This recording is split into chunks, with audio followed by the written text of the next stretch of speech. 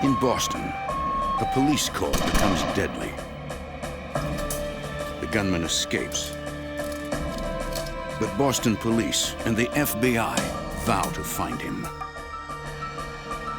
Uncovering his past, they navigate a trail of criminal connections, false names, and hidden danger to make him pay for his brutal attack on the law.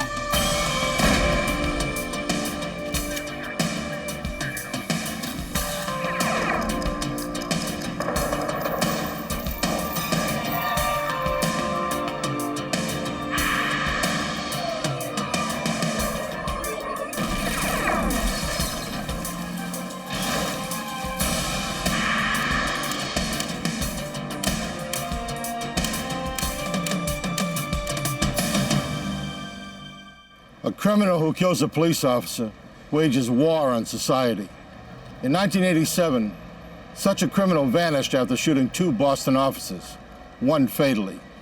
He had a history of violence against cops and the protection of a group of outlaws as he fled across state and national borders. I'm Jim Kallstrom, former head of the FBI's New York office. Finding this elusive cop killer meant breaking his co-conspirators before he slipped away forever.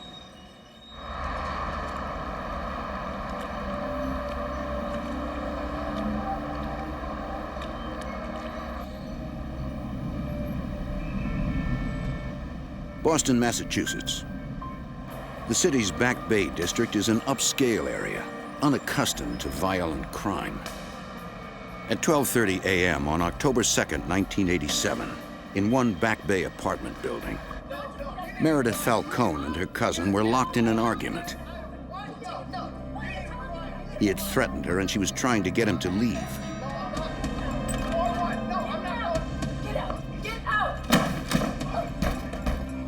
She feared he wouldn't go away, but instead grow angrier. She called 911. 911, this call is recorded. What is your emergency? The emergency operator dispatched 2 police vehicles to the scene. Within minutes, the first squad car arrived at the apartment building.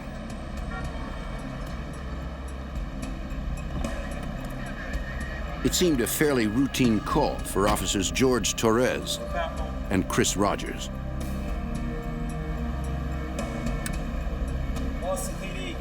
They rang Meredith Falcone on the intercom. But there was a problem with her front door release buzzer, according to Officer Torres. She came over the speaker, the intercom, and stated to us that her buzzer doesn't work, to ring somebody else's to let us in. In the background, while she was talking, we could hear some commotion, so we knew that there was something going on inside the apartment. Then 2 more officers, William Kennedy and Roy Sergi, arrived on the scene. So far, none of the tenants had responded to buzz them in. So the officers decided to split up. We took the standard procedure that 2 of us would cover the back and 2 would stay in front. At that point, Officer Rogers and myself proceeded to the back. Torres and Rogers searched for another way into the building.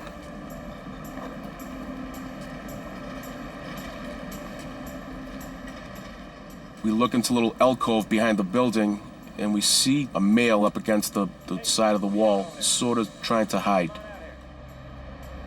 Perhaps it was the cousin the caller had mentioned. I asked him to come towards me to find out what's going on. The fence's gate was padlocked. I told him to climb over the fence towards my side.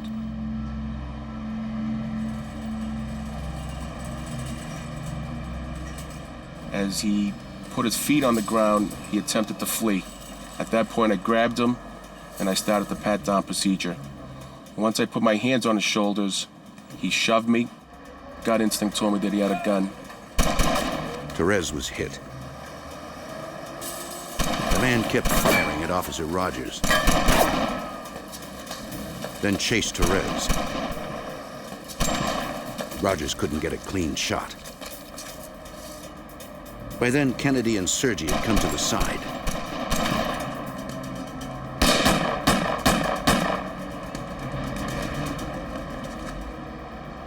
Officer Sergi had been shot too.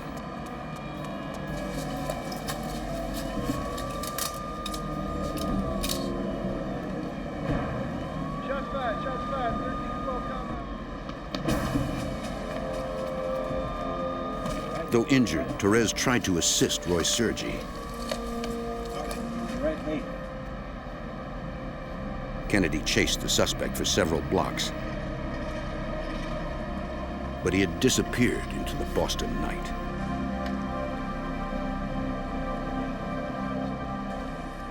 As I knelt over him and leaned over, I noticed that there was blood coming out of my left arm and the left side of my chest.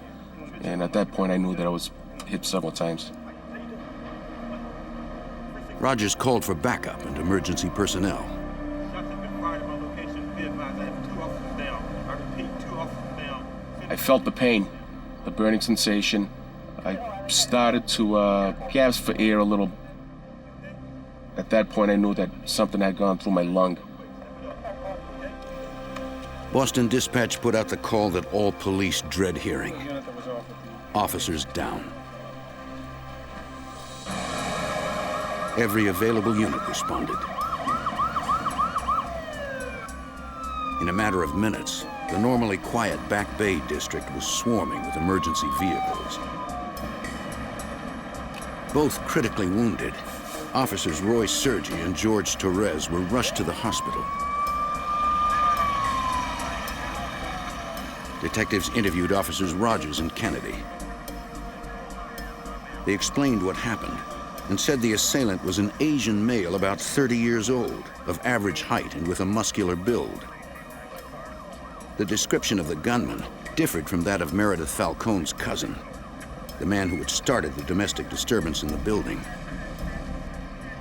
Officer Kennedy, a trained sniper, felt certain he shot the gunman as he fled, but no blood was found in that area. The injured officers had sustained 3 bullet wounds each, including life-threatening chest wounds. They were losing blood fast. Medical personnel struggled to stabilize them for emergency surgery. At the crime scene, forensic technicians began processing the area where the gunfight took place. It was littered with shell casings, bullet fragments, and blood. Detailing the placement of each item would help reconstruct exactly who fired when.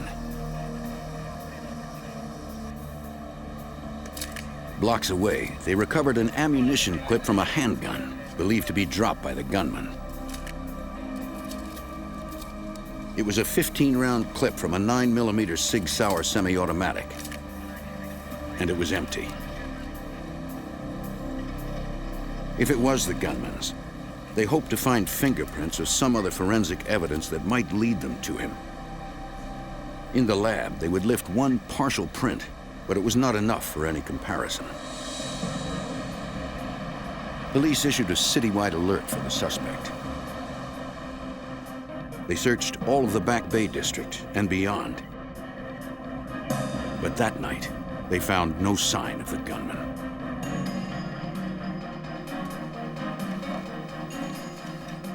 Sergeant Detective James Fong of Boston's D14 station was named lead detective.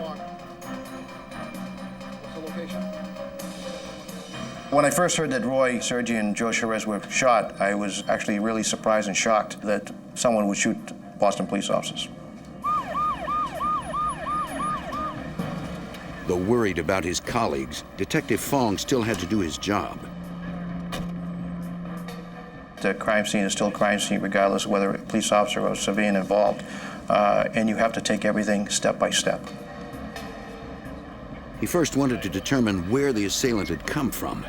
Then he might be able to identify him. I had already been given information that the individual who was involved in the shooting had come out from the back gate. We then, myself and other officers, went and investigated that area. Inside the gated fence, they noticed a large air conditioning unit.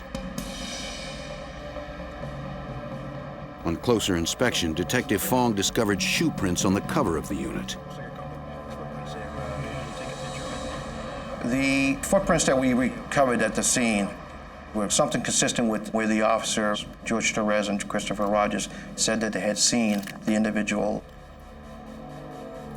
Directly above the air conditioner was a window from a third-floor hallway. I believe the footprints got on the cover by an individual jumping from the third-floor window onto the air-conditioned cover. This suggested that the suspect was likely connected to the building somehow. Detectives wanted to interview the roughly 60 residents of the building. Fong decided to start with those of Asian descent. The assailant was an Asian male, and I tried to put two to two together, thinking that maybe he did come from that building and maybe he was related or did reside at that building. A forensic artist had created a composite sketch of the suspect based on the officers' descriptions. But the residents didn't recognize the man. Although they had heard the commotion and gunshots the night before, they could offer little help. I interviewed all of the Asian occupants that were known to have resided in that building at that time of this incident, and none of them were able to give me any good, solid leads. Other residents couldn't help either. I spoke to most of the tenants, and they didn't even know the next-door neighbor because of the fact that it's a short-term lease type apartment. They were only there for a few days, a few weeks. It seemed a dead end. At the hospital, the wounded officers were in critical but stable condition. Investigators were frustrated they had no leads on the man who shot them. Then, 6 days after the shooting, detectives returned to the apartment building to check out a new lead. We had received a call from the manager who stated to us that there was an Asian male that had lived there and that she forgot to tell us about, and that they had gone in to check on his well-being because they hadn't seen him for that week. The manager believed the place had been abandoned. Boston Police, search warrant. The tenant's name was Mark Terra. He loosely fit the description of the gunman. All clear. Earl, can you come on inside here? A building employee pointed out a box of ammunition they discovered when they had come in to check on Terra. Can you take a picture of that and bag it? Technicians collected the bullets, noting they were 9mm, the same caliber as the casings and fragments found at the crime scene. In the lab, the bullets would be compared against those used in the shooting. Detective Fong checked the space where a ceiling tile was moved to the side. It was clear, but something might have been hidden there before. The apartment was spare and neat, suggesting the tenant might have served time in the military or prison. The technicians scoured the entire apartment for additional evidence. We recovered a number of items: clothing, personal effects, and ammunition, and fingerprints and hair samples. But nothing indicated where Terra had gone. Checking the name, they learned Mark Terra had no police record. But Detective Fong got a copy of his rental contract. On it, Terra listed a previous address and phone number in San Francisco. Detective Fong called the number and spoke with a man named Leon Perry. Hi, this is Detective Fong with the Boston Police Department. Perry was reluctant to talk, I'm calling relative to an investigation. and he denied knowing Terra. The individual that I spoke to was very evasive. In fact, I identified myself as a police officer with the city of Boston, who was investigating a shooting of 2 police officers. The individual then became very defensive, stating to me that he did not want to help the police department. Perry seemed suspicious, but police had nothing that connected him to the shooting. Fong had San Francisco police run a check on Perry, and they reported he had no local record there.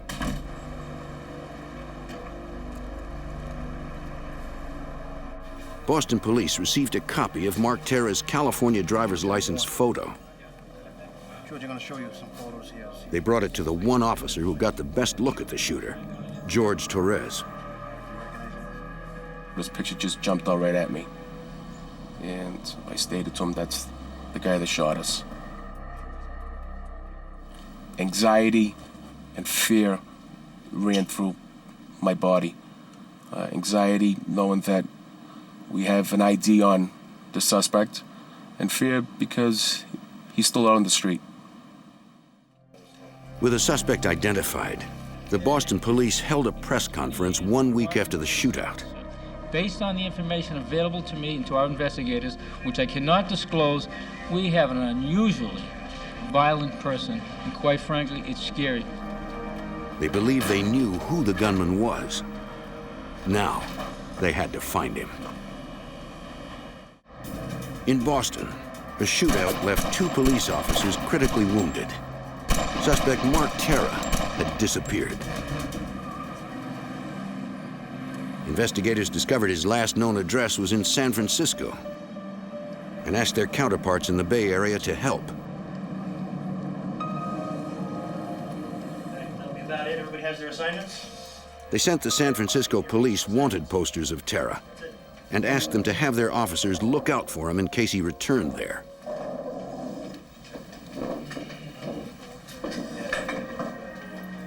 After a morning roll call, Sergeant Greg Lynch checked the wanted poster clipboard. On the clipboard was a flyer regarding a suspect who had shot 2 Boston police officers. I knew I had seen the individual, I just couldn't immediately place where I had seen him. Then Sergeant Lynch remembered an off-duty incident that had occurred 6 weeks earlier. In August of that year, as he was leaving a movie theater with a friend, he had spotted a man on the street carrying a handgun. My first thought was he may have been a police officer, but when I looked at him, the feeling I got is he was not a police officer, especially when he turned and he looked at me intently. After the light turned green, he walked across the street. I told my friend to go to the phone, dial 911, tell him who I was, where I was, and that I had a man with a gun. Lynch's instinct told him the man was a criminal.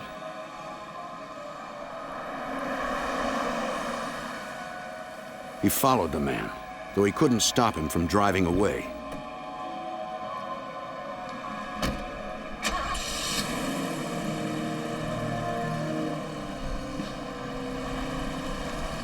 Sergeant Lynch did get the man's Texas license plate number. Once I realized that the man in the Boston flyer was the man I saw at the movie house, that's when I started my investigation in acquiring the information that I had called in back in August, including the license plate number, and that came back to a David Teixeira. Though the suspect used the first name Mark in Boston, it was the same man. His record was clean, and his registration listed a post office box in Brownsville, Texas. Lynch forwarded the information to investigators in Boston. In turn, Boston police immediately contacted authorities in Brownsville and asked for their assistance. A detective from the Brownsville police checked the post office box and found the suspect's street address.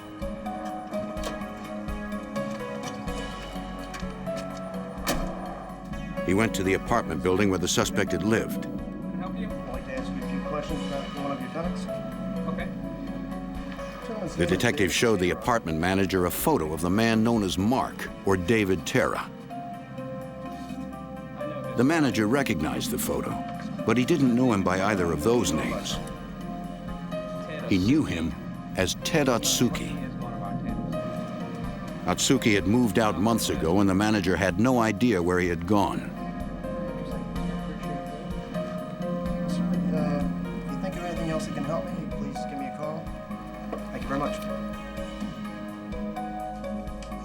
The Brownsville detective ran a check on the name Ted Atsuki and learned that was the suspect's true name. The names Mark and David Terra were aliases. Atsuki had an extensive criminal record, including a 1979 Texas bank heist preceded by the armed takeover of a small-town police station. In March of 1979, Atsuki overpowered the two officers manning the Los Fresnos police station, then took out their communications center.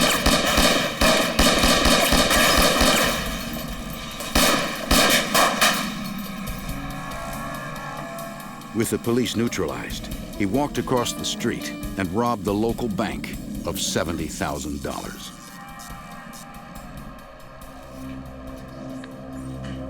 Atsuki was eventually convicted of the robbery and served 7 years of a 15-year sentence in Leavenworth Prison. Within a year of his release, he was wanted again for violating parole by leaving the state of Texas. Criminal investigations, please. The Brownsville detective called Boston and offered to send Atsuki's fingerprints. Brownsville, Texas. Got some information on a active case you got up there. 11 days had passed since the shooting of the officers in Boston, and the city was still on edge. By that time, police technicians there had lifted a single usable print from the suspect's rental contract. They compared it against Ted Atsuki's print sent from Texas. Checking comparison points, they made a match. Investigators were sure Atsuki was the gunman who had shot officers George Torres and Roy Sergi. They also believed he had left Massachusetts.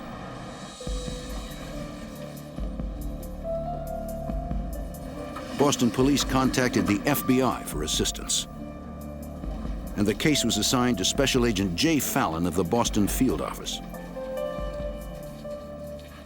With the probable cause that he had fled the state to avoid being arrested, the FBI obtained an unlawful flight to avoid prosecution warrant.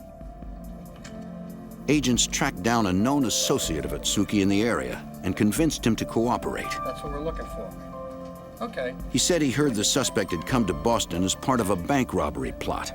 Certainly first thing tomorrow morning, okay, as soon as I talk to that guy. It was our belief that Ted Atsuki was in the Boston area in order to put together a collection of associates to formulate a plan by which they would identify and kidnap a bank official. It appeared the shooting of the officers was completely unrelated, a tragic mistake. Investigators believed that on the night of the shootings, Ted Atsuki was in his apartment. Boston police arrived at the building in response to the domestic disturbance call. I can't buzz you in. My buzzer doesn't work.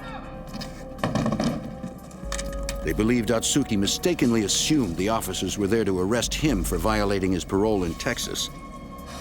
Boston PD, please let us in. He grabbed his 9mm Sig Sauer and extra rounds of ammunition. When police buzzed asking for entry, Atsuki was ready to go. Police believed he jumped from a hallway window to the air conditioning unit below.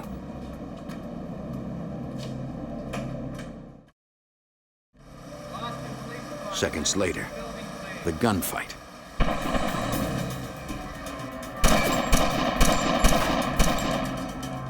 Ted Atsuki was willing to do anything to escape.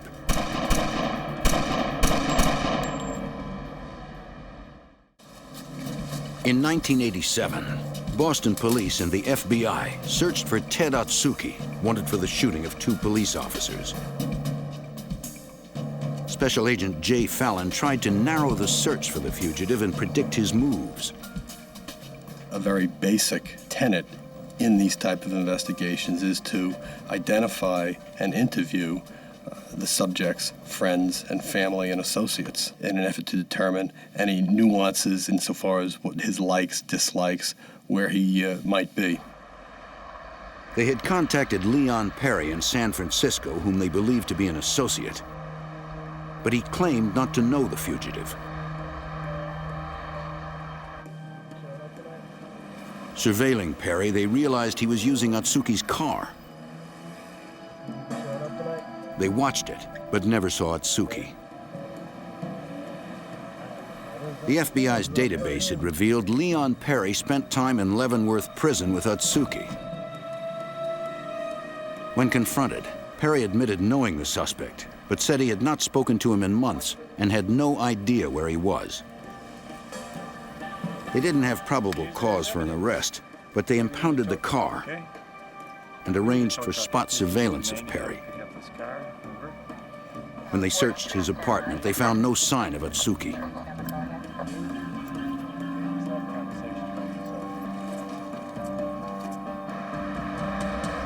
In Boston, the case took a tragic turn. The two wounded officers had been recovering well. But on October 26, 1987, Roy Sergi died suddenly when a blood clot lodged in his heart, causing cardiac arrest.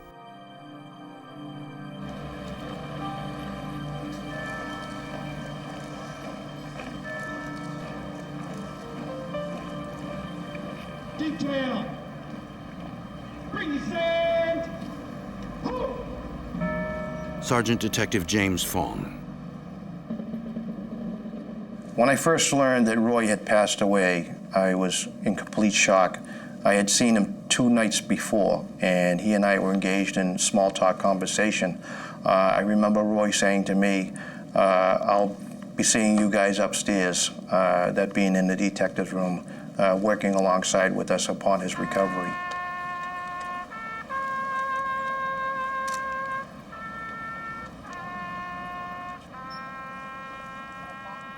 I made it a personal commitment to myself that we would seek out the individual that shot and killed Roy Sergi. Ted Atsuki grew up in Texas and had family there. Hoping to find him, investigators interviewed his relatives in the area. They were shocked by the allegations and said they had not seen or heard from Atsuki in several months. They claimed they had no idea where he was. Thanks for coming by. To confirm their story, investigators subpoenaed their phone records. They discovered several recent calls from the relative's home to Atsuki's former roommate Leon Perry in San Francisco. The records also revealed calls to a second ex-convict, a former bank robber in Minnesota. The FBI brought him in, and he agreed to turn informant. He gave more details about Atsuki's plan for hostage-taking, bank robbery, and murder. Atsuki had associates create remote-controlled briefcase bombs to be handcuffed to the wrists of kidnapped bank officials. After the officials removed cash from their own vaults, Atsuki and his men would detonate the bombs to eliminate witnesses. Many times people come up with ideas which others might think of as being harebrained. But Ted Atsuki took the time to actually plan such an endeavor and enlisted the help of professionals that were very, very capable of constructing these bombs and very capable of invading a home and very capable of robbing a bank. Agents needed to confirm the story. He told us that these briefcase bombs were being stored in a storage facility in San Francisco, which Atsuki had rented under an assumed name. The FBI and the San Francisco Police Bomb Squad found the storage locker. And inside, the briefcase described by the informant. Not knowing exactly how the device was triggered, they had to be cautious.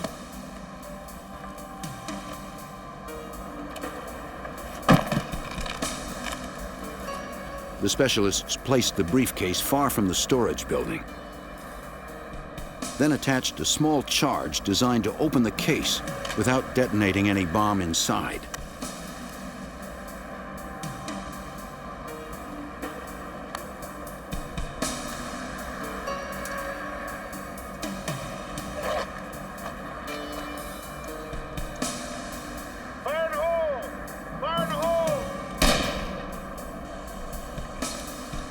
It was a pipe bomb, an improvised device made volatile by gunpowder held under pressure. When sparked, the powder burns so intensely, it bursts the metal pipe walls, sending deadly shrapnel flying in all directions.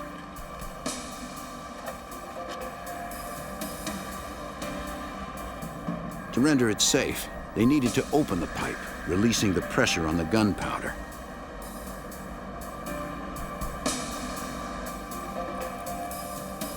Using a water cannon is the safest way to do so, according to San Francisco FBI Special Agent Philip Senna. The cannon slug is forced out by water under great pressure. That way you're not firing something that has heat and flame directed at the pipe. You're sending something that's relatively benign in the effort to uncap the explosive before it can explode.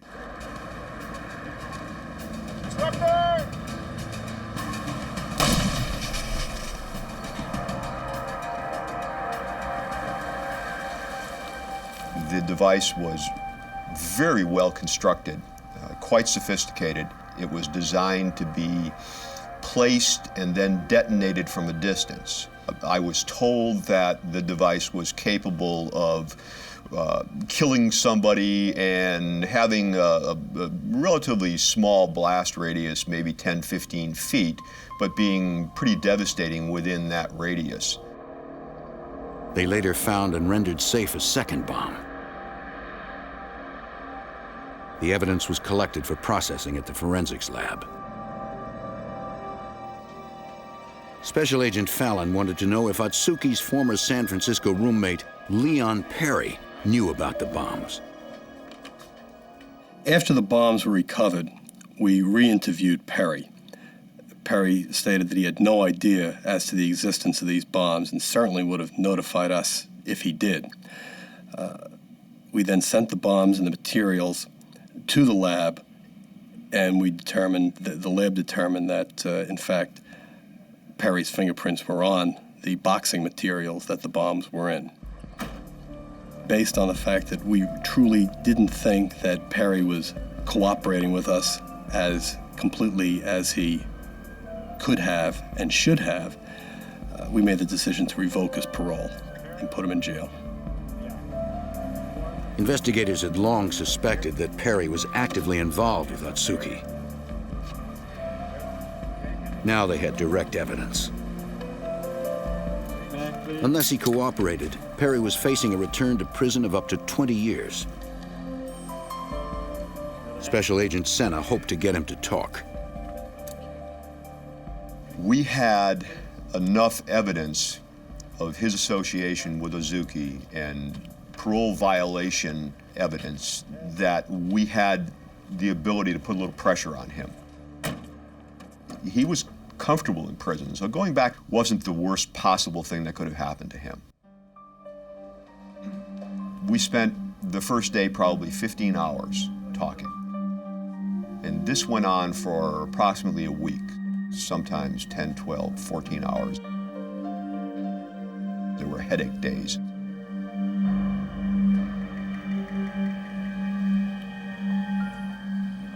Eventually, agents convinced Perry it was in his best interest to cooperate, and he began to talk. That's where his car was. He needed me to go. Perry said that on the day after the Boston shooting, he got a phone call in San Francisco. told us that Ted had called him, told him that things had gone bad in Boston. Atsuki said he had shot 2 cops there and that he was shot too. He told Perry he was calling from the airport in Dayton, Ohio. Atsuki said he had to fly to Texas where he could quietly get medical attention for his gunshot wound. Atsuki had left his car and the gun he used in the shootout at the Dayton airport. He asked Perry to go to Ohio and get it. Perry agreed. Atsuki sent the keys to the automobile and the long-term parking ticket, overnight mail. He was to go to Dayton, recover the car, take the murder weapon, and destroy it. Drive the car back to San Francisco, unload the rest of the stuff from the car, and hide it. Perry found the car as Atsuki described. Inside was the 9mm Sig Sauer. The murder weapon was a high-quality handgun. He was reluctant to destroy that high-quality handgun. So he decided that he would take the handgun and give it to his father. He drove to his parents' house in Missouri and left the gun there. We contacted the father. I spoke with him. I assured him that his son was doing the right thing. I asked him if he still had the handgun, and he said that he had. Missouri agents retrieved the Sig Sauer. Ballistics testing confirmed it was the weapon that fired the fatal bullets. Fingerprints were found to be on a bullet within the weapon that matched Atsuki. So now we not only had the weapon that ballistics showed had killed the police officer, but we also had Atsuki's fingerprints on one of the bullets in the weapon. With physical evidence implicating Atsuki in the murder of Roy Sergi and in the building of deadly bombs, the FBI placed Ted Atsuki on their 10 most wanted fugitives list. But the dangerous fugitive had been on the run for 4 months. By now, he could be anywhere.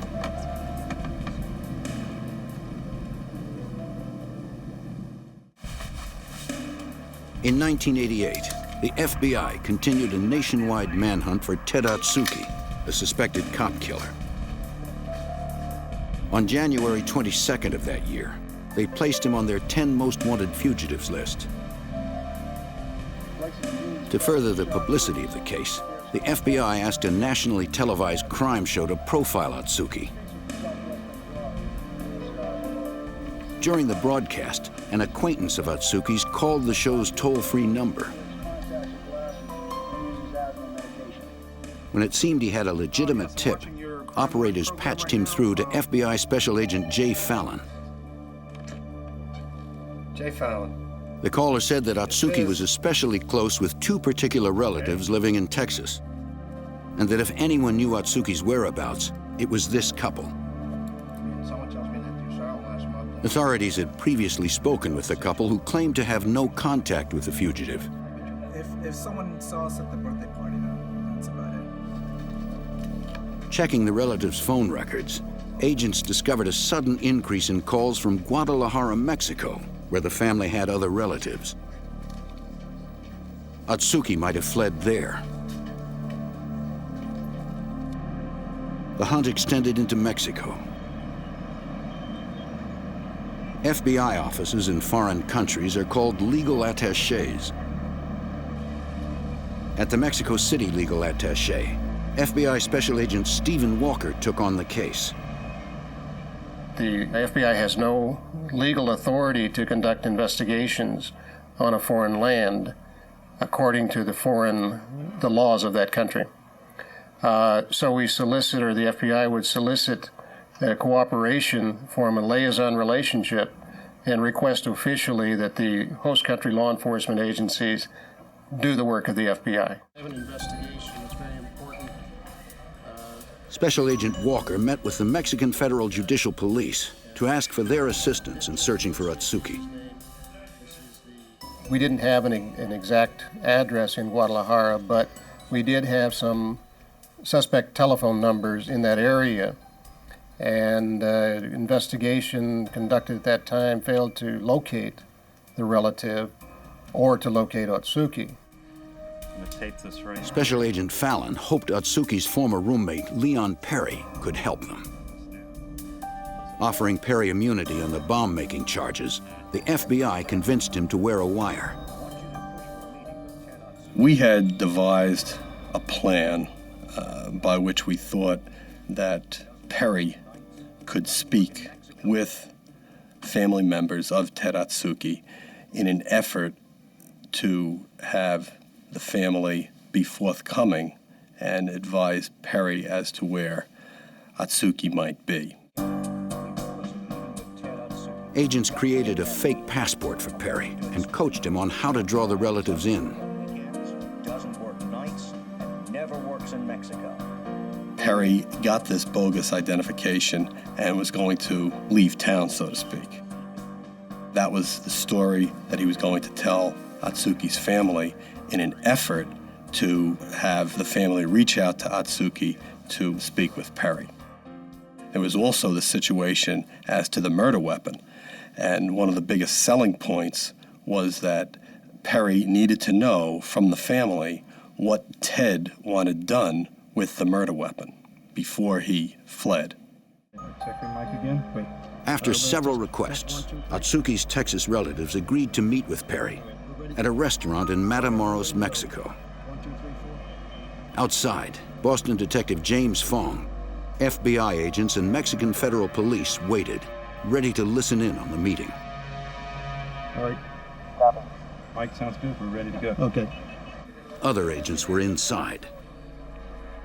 Prior to the arrival of Perry, myself and another agent had gone into the restaurant and sat down in an effort to observe and surveil the situation. Perry walked in, sat at the bar.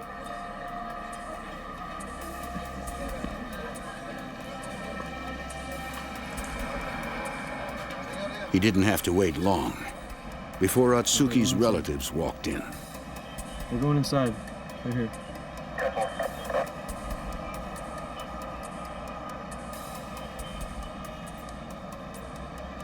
How's it going? Agents could hear them talking, but Atsuki was never mentioned. After a few minutes, Atsuki's male relatives said they needed to leave.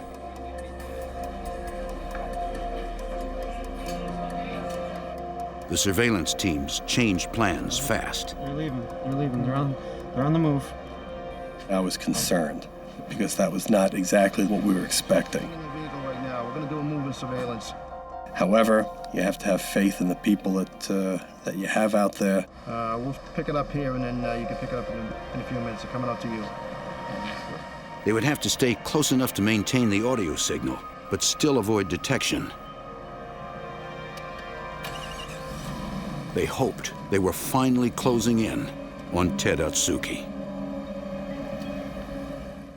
We'll pick it up here, and then you can pick it up in a few minutes. In northern Mexico, Detective James Fong and other investigators had wired an informant and followed him as he met with relatives of suspected cop killer Ted Atsuki. Surveillance teams had to stay close to maintain the signal from the microphone they had on informant Leon Perry. Hey, listen, I need to meet with Ted. I need to talk with Ted. It's gonna be tough, I'm telling you. Well, where is he? He's not anywhere around here. If he wants me to take care of the things he wants me to take care of, I'm gonna have to meet with him. And I can't tell. I don't know how else to tell you that. Okay, I tell you what. Finally, the relatives said they would call Atsuki. My wife has a number. I think what we can do is to head over to the bus station. The bus station. They've got phones there. Oh, okay. And they may be able to help us Well, do you connect think- to him. Okay. Well, do you think he'll meet with me after we talk to him? I don't. He's not going to meet with you. He might talk to you over the phone, but that's about it. The bus station was in the town of Matamoros, a few miles from the Texas border. Investigators watched as the relatives placed a call on a public long-distance telephone.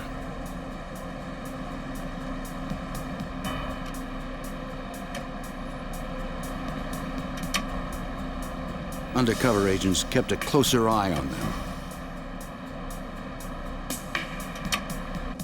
The relatives spoke briefly, then gave the phone to Perry. What's up? It was Atsuki. Where are you? He told Perry to destroy the 9mm Sig Sauer. He said he'd been robbing banks in Mexico, but he wouldn't say exactly where. All right, see you. Still, the phone call was the best lead yet for Special Agent Philip Senna. The Mexican federal authorities were able to get the phone number that was accessed from the clerks that run the bus station. The Federal Judicial Police were able to determine the location of that number in Guadalajara. Working as a liaison with the Mexican Federal Police in Guadalajara was FBI Special Agent Stephen Walker. We had the telephone number that was called. We knew it was Atsuki that was called. It was listed to a residence in Guadalajara, which turned out to be an apartment in the city. So it was just a matter then of going to Guadalajara, enlisting the services of the federal police to go to the apartment. Teams of officers staked out the building, but there was no sign of Atsuki. We were so close, but we didn't have him yet. So in some ways, it was more difficult than not knowing where he was, because now that we knew where he was, we wanted him desperately, and we didn't know if we were going to be able to accomplish that.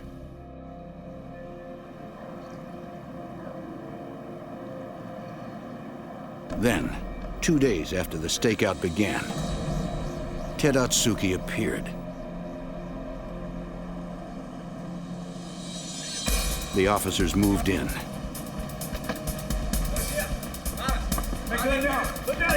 Atsuki drew a gun, but didn't get a shot off this time. The federal police arrested him, then transferred custody to the FBI the next day. Ted Atsuki was found guilty of the attempted murder of George Torres and the first-degree murder of Roy Sergi. He was sentenced to life plus 20 years.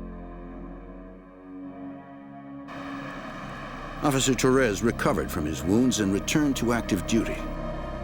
He retired from the Boston Police Department in 1997. Roy Sergi, promoted to detective after the shooting, left behind a wife and 3 children and scores of friends on the Boston police force. The community room at the D14 police station is dedicated to his memory.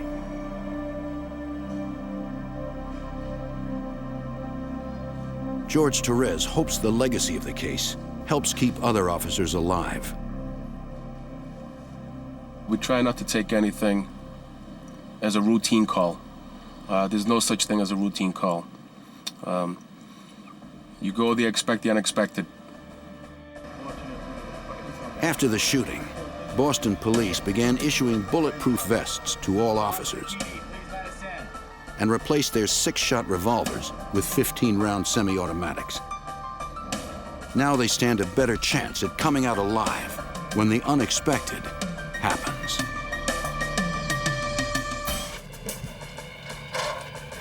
At a bank outside Los Angeles, a nighttime explosion that no one hears. Cunning criminals no one sees. It's the perfect burglary in which cash and bandits vanish without a trace. With little to go on, the FBI must use instinct and determination to solve a case that seems impossible to crack.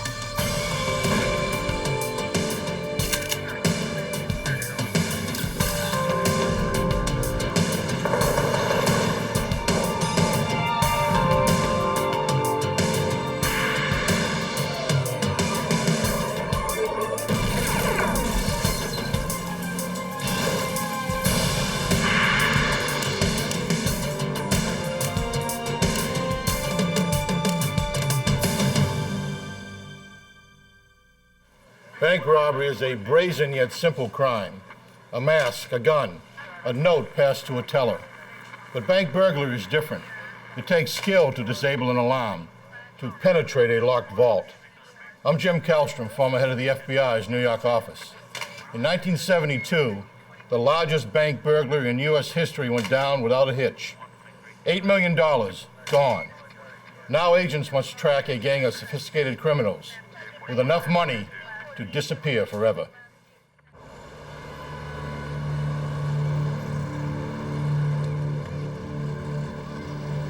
Laguna Niguel, California, March 27, 1972. It's Monday morning at the United California Bank. Employees prepare to open for business.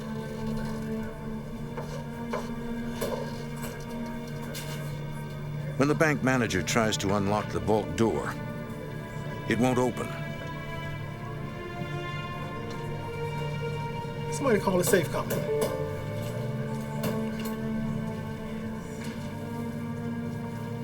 A technician from the vault manufacturer arrives 20 minutes later to check the door's locking system. He works for hours. The combination is right, the tumblers are in place, but unexplainably, even the expert can't get it open. It's not working.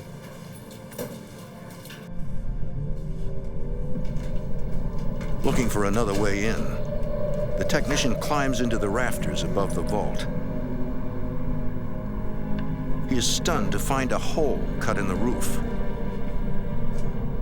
Below, a second gaping hole leading to the vault.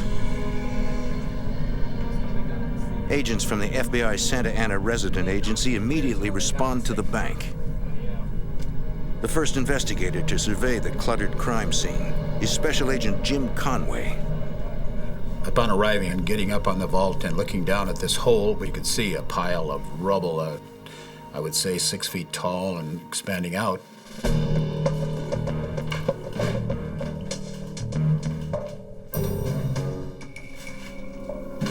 Once inside the vault, the technician discovers a screwdriver jammed into the lock's gears.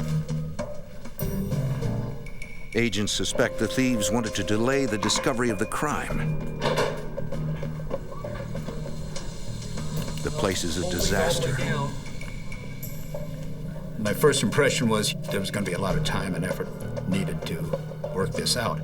It was something we couldn't just plow into because we had a crime scene. We were able to walk in, a few of us, and look around and see what the extent was as best we could determine. But we're walking over watches and rings and valuables and everything else because it was all piled into this big cement mess. Special Agent Frank Calley begins sorting through the chaos. Just everything was thrown all over the place. There, the locks of hair, all kinds of check statements, photographs, things that people would normally put in a safety deposit box. I remember seeing urns with ashes of deceased people in there. The agents begin the arduous task of determining how the burglars entered the seemingly impenetrable vault. They notice dark soil and pieces of burlap mixed with the cement rubble.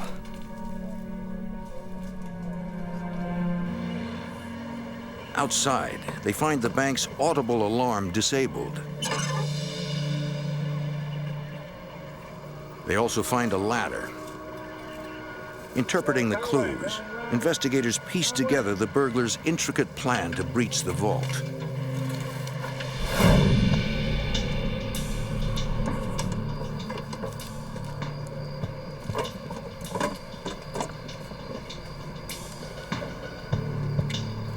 They disabled the alarm by injecting it with liquid styrofoam.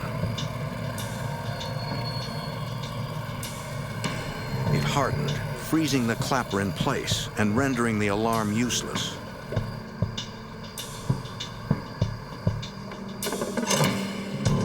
Then the burglars climbed onto the roof.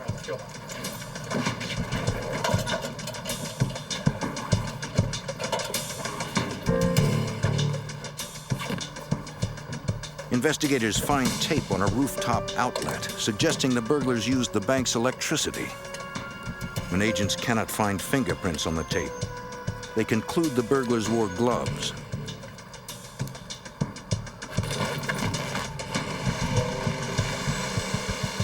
Fully powered, the burglars sawed a 4-foot opening into the roof.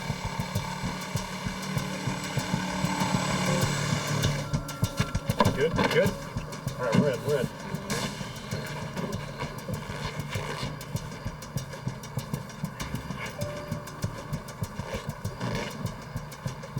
Once inside the rafters, they clearly knew how to bypass the interior silent alarm system. They took a couple of the wires and that would have normally transmitted the alarm signal, and they clipped them both and soldered them together. It was delicate, highly skilled work. Knew right away they were smart. They did the homework. Even with the alarm disabled, 16 inches of steel-reinforced concrete stood between the burglars and the contents of the vault. The only way through, an intensely powerful blast. Agents believe the bandits drilled holes into the cement, then inserted dynamite and electric blasting caps.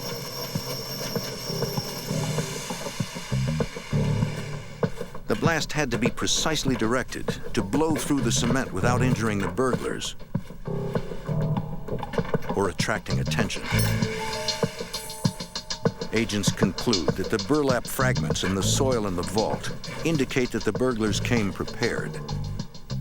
They placed the burlap bags over the explosive, not only to muffle the sound, but also it would direct the charge into the vault itself and keep the charge going into the concrete where they wanted it rather than coming back out where they were.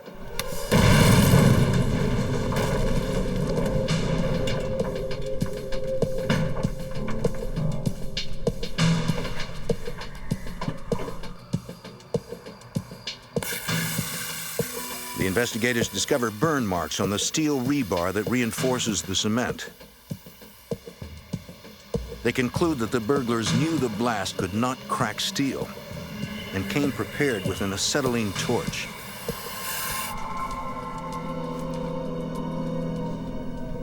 Agents turn their attention to assessing the total loss.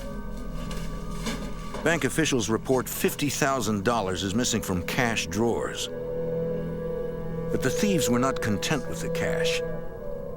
They took the time to break into 458 safe deposit boxes.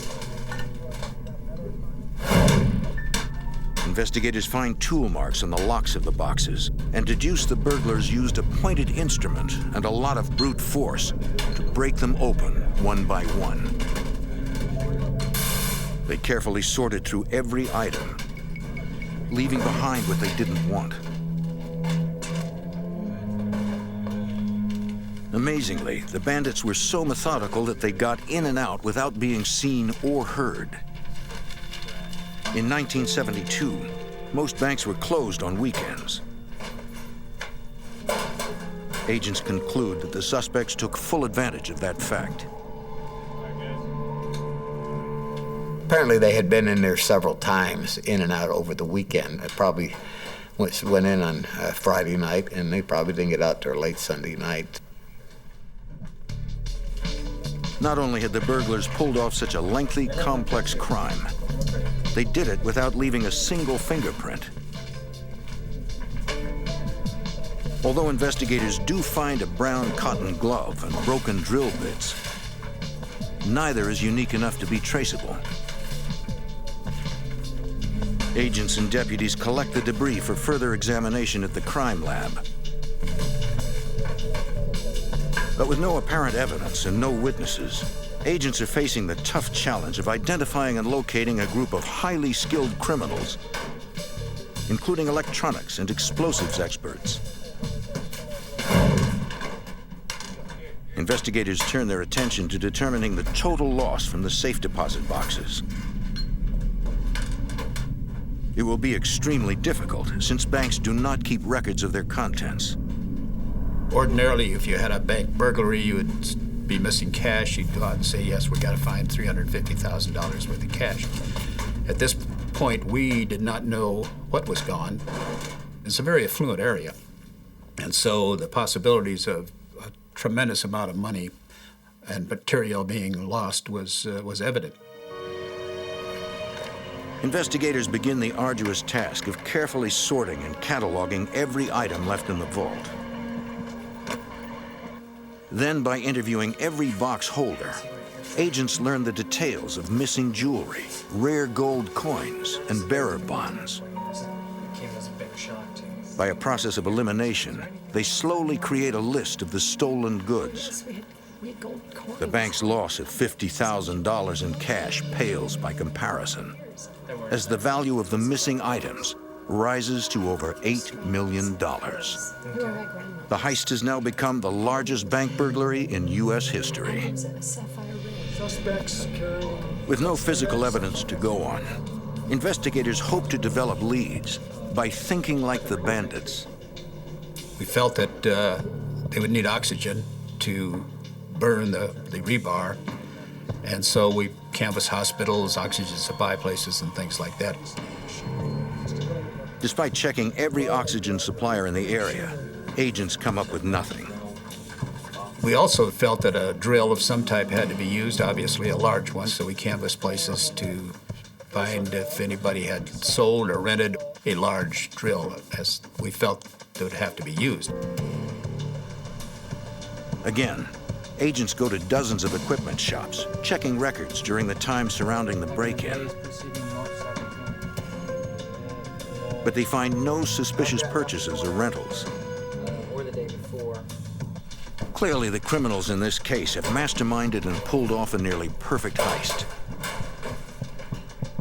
With no witnesses, no direct clues, and certainly no suspects, it seems impossible to solve. But the FBI is determined to identify the burglars and find them wherever they are. In March 1972, a professional crew of burglars blasted their way into a bank vault in Laguna Niguel, California, near Los Angeles. Over a weekend, they emptied hundreds of safe deposit boxes, made off with more than $8 million in cash and valuables, then disappeared without a trace. Agents believe they are an experienced band of criminals. The case is difficult to crack for the small Santa Ana FBI office. Needing more resources, they seek the help of the larger Los Angeles FBI field office. Special Agent Paul Chamberlain supervises the investigation. At the time, it was our conclusion that this was the largest bank burglary in the history of the United States. We went to just about everyone in the office. It was several hundred agents, and that's not a typical response, but it became apparent that the crime was a significant crime. The Santa Ana agents quickly briefed the Los Angeles office on the details. We'd not had a bank burglary like that in recorded history in the Los Angeles division. Burglaries that did occur with banks involved a small effort, and this was a systematic, big-time operation that lasted over 3 days. Since the burglars seem to be highly skilled professionals, yet have not struck Los Angeles before, agents conclude that they're probably from out of town. An agent sends a teletype to all other FBI offices, asking if anyone knows of similar bank burglaries.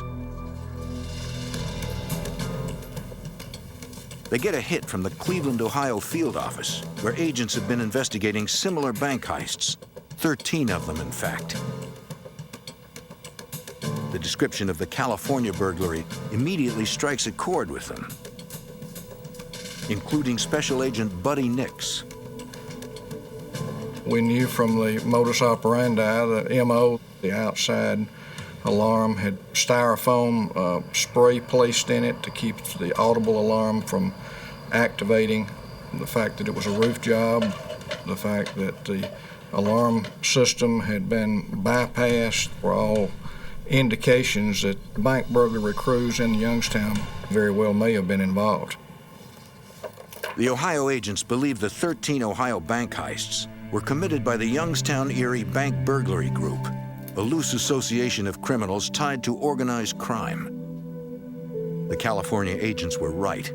These are no small-time crooks. Youngstown at that time was just a mecca for organized crime activities. I mean, they controlled the illegal gambling businesses, and they were, very much involved in interstate transportation of stolen property and tractor-trailer thefts, and there were burglary crews that were operating, and there were a lot of very sophisticated burglaries that were taking place at that time. As part of earlier investigations, the Youngstown, Ohio agents have identified nearly 100 men believed to be part of the burglary group.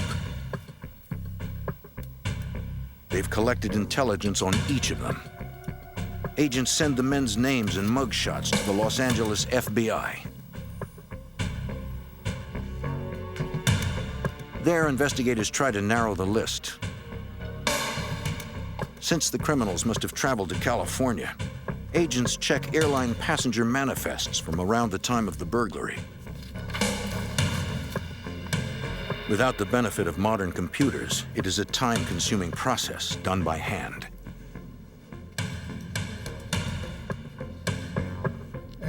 After an exhaustive search, they find the names of 5 men from the Youngstown list who had boarded a recent flight to Los Angeles. That's great. Emil Dinzio, Harry Barber, Charles Mulligan, Charles Brockles, and Philip Christopher arrived in California 9 days before the heist. The 6th man, James Dinzio, came in on a different flight the day before the burglary. Finally, agents have developed suspects. Dinzio and his brother, Emil Dinzio. Agents review the intelligence gathered on the 6 members of the burglary group. All have long records for home and small business burglaries, First suspect we're going to look and at have done today, little jail time. Emil. So if we get him, Emil Dinzio appears to be the brains of the gang, the leader. you need to pay attention to that picture and remember his face. He plans the jobs and handpicks the team to pull them off.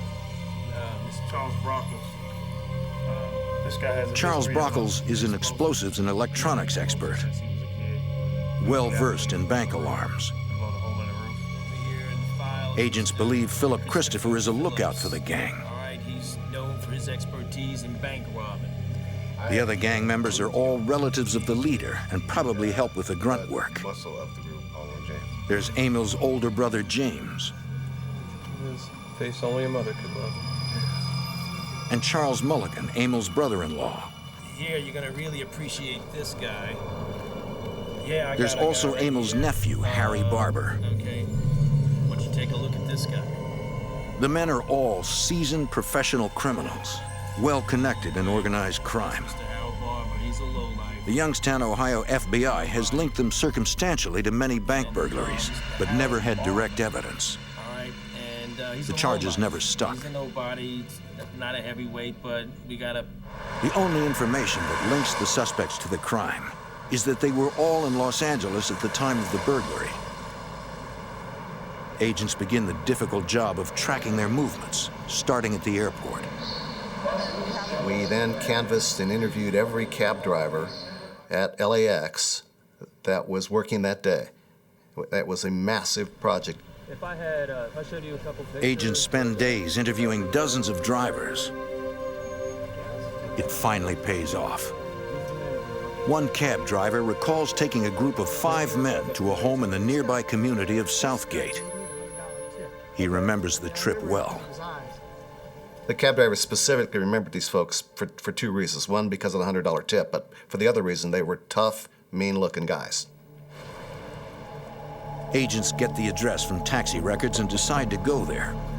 But it is a risk. Agents fear that if the suspects find out they're investigating the burglary, they might skip town. They have to take the chance. It is their only lead, according to Special Agent Jim Conway. But we had to interview somebody, we had to get our investigation started. And we were concerned that, naturally, that the rest of them would be aware that we were at least that close to identifying them. Agents learn that the Southgate house belongs to the Barber family. I don't have any idea. Ronald Barber, the brother of suspect Harry Barber, agrees to an interview but is elusive. Yeah. We did not have a warrant or anything at that particular time. We had nothing positively to tie him to it. But the more he talked, the more he seemed to know, and the more we were impressed that he knows a whole lot. Ronald Barber claims the 6 men were never at his house. Agents still have no direct evidence. Yet they believe Barber's story may be at least partially true. They note that the house seems too small to accommodate Ronald and 6 other men staying there. Agents conclude that at least some of them likely stayed elsewhere. So agents spread out, checking one hotel after another, starting with those closest to the bank. Special Agent Frank Calley. We figured these fellows were high rollers. They knew they were going to get a big haul, so they were going to stay at a nice place. So we were knocking on the doors of every fine hotel in the LA, Orange County area. It is more tedious, time-consuming footwork. Thank you very much. But they do not give up. Sir, I'm with the FBI. On a hunch, one agent decides to take a different approach. There was an agent who figured that maybe they didn't stay at the best hotels, and he took it upon himself to walk into a truck stop hotel. And lo and behold, he found out that Emil Denzio had stayed there. You're sure? You're positive. Emil Denzio is the leader of the burglary group. But they would have been together, all 5. Records show his brother-in-law, Charles Mulligan, also rented a room there around the time of the heist. Agents check Mulligan's registration card and find a license plate number. It's Denzio. They trace it to the Southgate address of Ronald Barber. Investigators now have 7 suspects, the 6 from Ohio and the local Ronald Barber. They still have nothing directly linking the men to the crime. But the investigation is finally rolling forward, and the FBI is closing in. Weeks after a well-planned multi-million-dollar bank burglary in Southern California, the FBI identifies 7 suspects. Ringleader Emil Denzio and his brother James Denzio, Charles Mulligan, Philip Christopher, and Charles Brockles, and Harry Barber and his brother Ronald Barber. A notorious gang of professional thieves based in Youngstown, Ohio. Agents determine at least 2 of the men stayed at an area motel days before the heist. Okay. Special Agent Paul Chamberlain is convinced the men are responsible, but he has no evidence to prove it. By reference and innuendo, you kind of knew who was involved, but you need to have the evidence in federal court. Agents subpoena the motel phone records and find a series of calls to a local man named Earl Dawson. Our background investigation concluded he was a former military, a Marine guy with some training in munitions, explosives. And inasmuch as we had major explosions that occurred at the bank, it became interesting to us. Special Agent Frank Calley learns of another interesting connection. Yeah, we're going to be down on... Dawson is from Youngstown, Ohio, the base of operations for the burglary group. So the light goes off again, and we say, well, now we got another break. We got the connection somehow between the boys from Youngstown, the Denzios, and their cohorts in Dawson. Look, I got these pictures out here. The agents decide to approach Dawson at his house to convince him he should cooperate. They show him pictures of Emil Denzio and his associates and ask if he knows them. Dawson is reluctant to talk. I was in the Corps as well. Knowing Dawson is a former Marine, Special Agent Calley appeals to his sense of duty. Earl was a very patriotic individual, and I'm a former Marine, and we just kind of played that. I said, come on, Earl. you know, you're a former Marine, you've served your country. I said, what's important, Earl? It's a big case. And he said, what is it? I said, heard about that bank burglary down in Laguna Niguel? Callie's tactic works. Dawson comes clean. He admits knowing 3 of the suspects: Emil Dincio, Emil's brother James, and Charles Mulligan. He and Mulligan are old friends who grew up together in Youngstown. Dawson tells Callie that the day before the Laguna Niguel heist, Mulligan came to his house with the other suspects. Mulligan gave him $100 to leave the house for a few hours so they could hold a meeting. Dawson left without hearing what they discussed. Thanks, man. Appreciate it. But Dawson adds that he does have something the agents might want to see. He shows up the other day. Mulligan left a car in his garage. It's still there. It is a huge break. Perhaps the car holds the evidence they've been looking for. But before they can check it out, they're interrupted. While I'm talking to him, the phone rings. He answers the phone and he picks it up and he points to the phone and he mouths the word Mulligan. Thinking quickly, Agent Callie asks Dawson's permission to eavesdrop, a legal requirement for using what he hears in court. Dawson signals that there is another phone in the bedroom. Mulligan comes out and he says, hey, has anybody, the FBI been around? Dawson says, no, they're not around. I think I almost had to laugh myself at the time listening to this. He's playing a beautiful role out there. He's really flip-flop. He's on our side now. Mulligan explains that he knows the FBI has been asking questions about him and his cohorts, and that they're getting worried. And he's heading back to the Los Angeles area. Yeah, I'm sure. Mulligan said, I want to come out tonight and to see us. I'm going to move the car in the garage. Agent Callie seizes the opportunity to trap Mulligan. But he fears that he might be setting up Dawson Yeah, that'd be great. and the FBI. I didn't know for sure that this officer, he could be sitting across the street at the time watching us, for all we know, with our FBI car sitting out front. Callie instructs Dawson to arrange a meeting with Mulligan in a public place. Dawson tells Mulligan to meet him at his favorite bar, the Walnut Room. Mulligan agrees. Now agents have a chance to inspect the car Mulligan left in the garage. But it does not belong to Dawson, so he cannot give them permission to search it. Through the window, they can see a pair of brown cotton gloves, exactly like the one found in the vault. The back seat is covered in what appears to be cement dust, similar to the debris found at the crime scene. It is the probable cause agents need to obtain a search warrant for the car. They also obtain an arrest warrant for Charles Mulligan and set up surveillance at the Walnut Room. Plainclothes agents position themselves inside the bar, not far from Dawson. We staked it out, so to speak. Four of us were inside waiting, and we had a couple of men outside waiting for him to arrive. Dawson introduces Agent Callie to some regulars as a buddy from the Marine Corps. The agents have to look natural while staying sharp. Earl Dawson's safety is their primary concern. We didn't know what was going to happen, so we had to protect Earl. Agents devise a method for Callie and Dawson to communicate. Either one of them can signal the other by simply going to the restroom where they will meet. 3 hours later, Mulligan finally arrives. He appears to be alone and greets his old friend, who tries to get him to talk about the heist.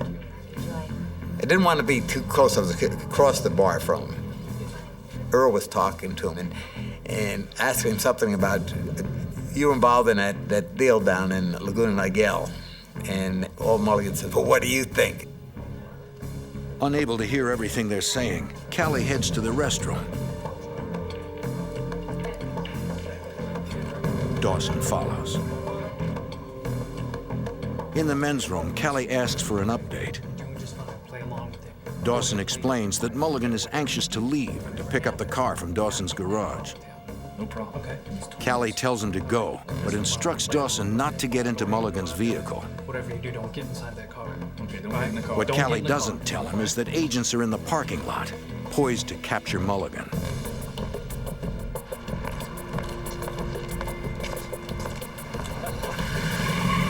Agents finally make the first arrest in the case. As they take Mulligan into custody, they pretend to arrest Dawson as well to mask his involvement with authorities. Mulligan is charged with bank burglary.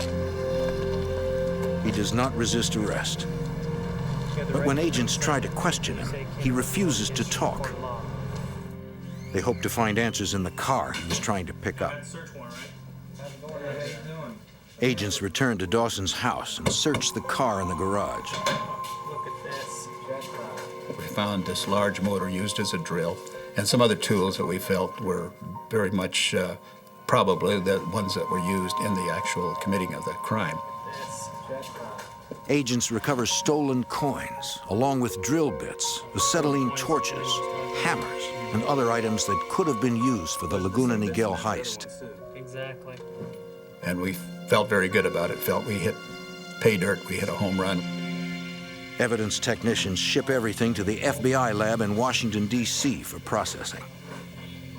As examiners take days to analyze the evidence, field agents follow up on more phone records from the motel. One number belongs to a real estate agency in Laguna Niguel, California. A manager shows agents a condo she rented to suspects Ronald and Harry Barber days before the burglary. The Barbers told her they planned to stay 3 months, but left after only 3 weeks. No damage, no problems. She was able to put the day that they got there and the day they left together for us. We used to rent it to Ronald Barber.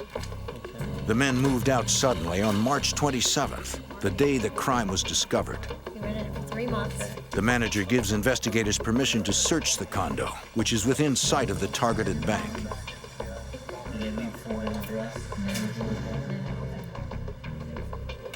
Agents begin processing the condo for evidence, but initially find nothing.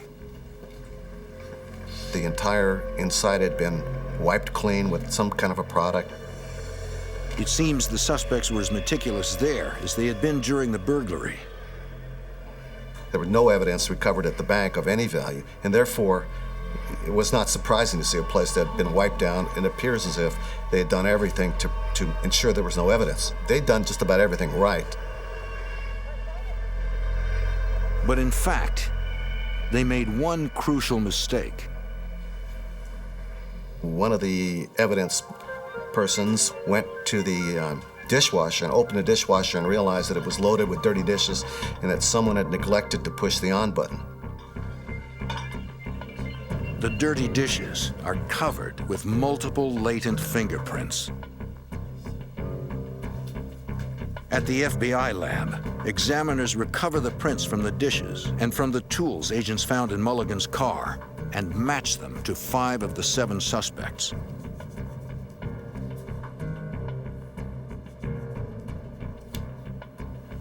Toolmark experts examine the damage on the safe deposit boxes and compare them to the striking point of a snout-nosed hammer from Mulligan's trunk.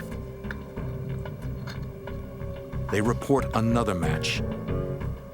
The FBI's case is gaining momentum with good circumstantial evidence and one suspect in custody. All right. Now agents must find the other 6 and enough evidence to put them away for good.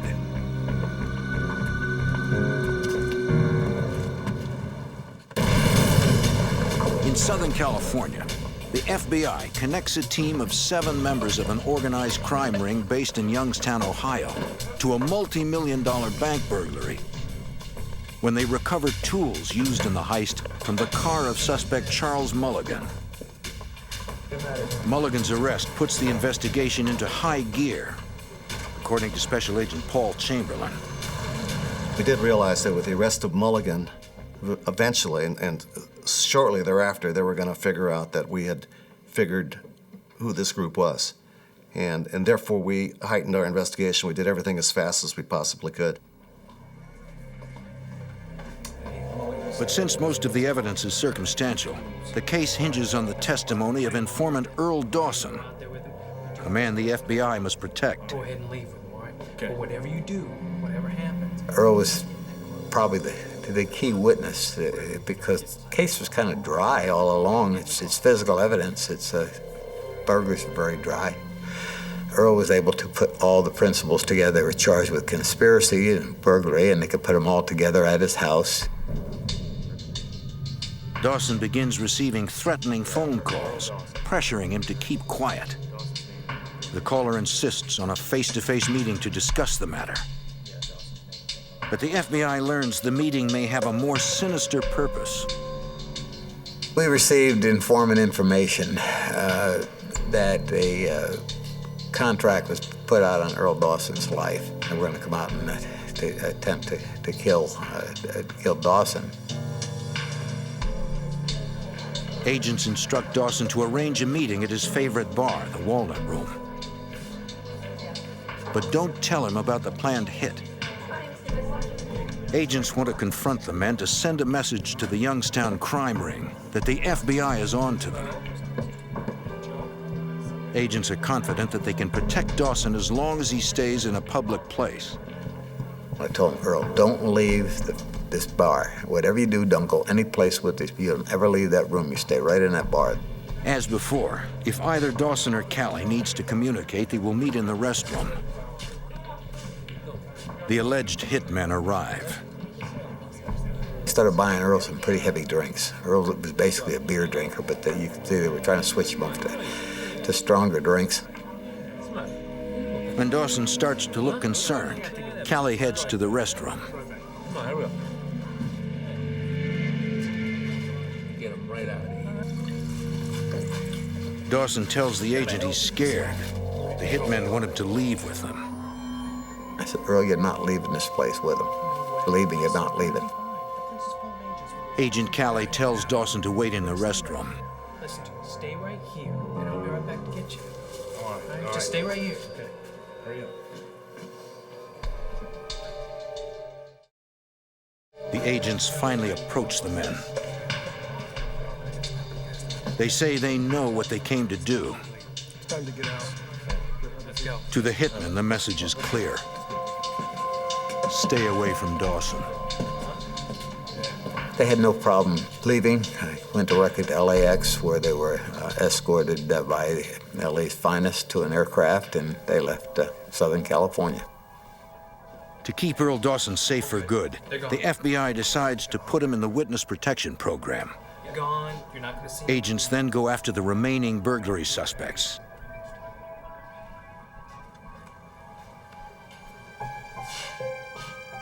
Investigators secure warrants to search their last known addresses.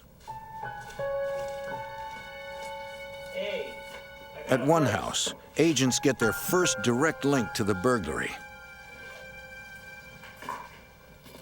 Inside a woman's purse, they find a new $20 bill. They compare it to the list of serial numbers of sequence bills taken from the bank.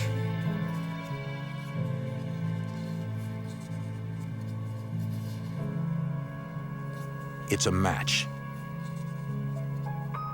Special Agent Buddy Nix at the Youngstown FBI office receives information from an informant indicating that these gang members had been known to bury the cash they stole until they could launder it safely.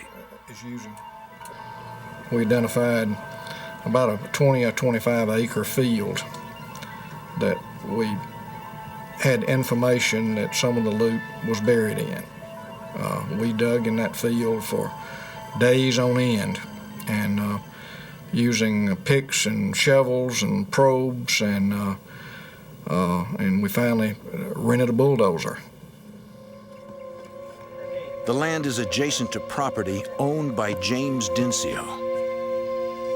After more than a week of digging, agents hit the jackpot. They unearth several foot lockers filled with millions of dollars in cash and bonds that they're able to trace back to the Laguna Niguel bank burglary. Agents then get yet another tip. A neighbor of gang leader Emil Dincio calls police. A lot of money in there. He reports finding a cooler buried in his yard. It is filled with nearly $100,000. Right over there, Mr. Denzio. Investigators match their serial numbers to those taken from the bank and recover Emil Dincio's prints from the cooler. With more direct evidence against the gang, agents begin making arrests. They first go to Ronald Barber's Southgate, California home. They are armed with search warrants. The only person they find is Ronald's mother. The brothers have disappeared. No, I don't. I haven't seen him in a All 6 remaining suspects are still at large.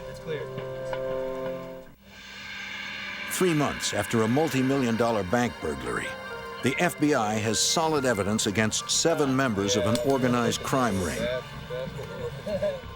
With only one suspect in custody, Charles Mulligan, they set out to arrest the others.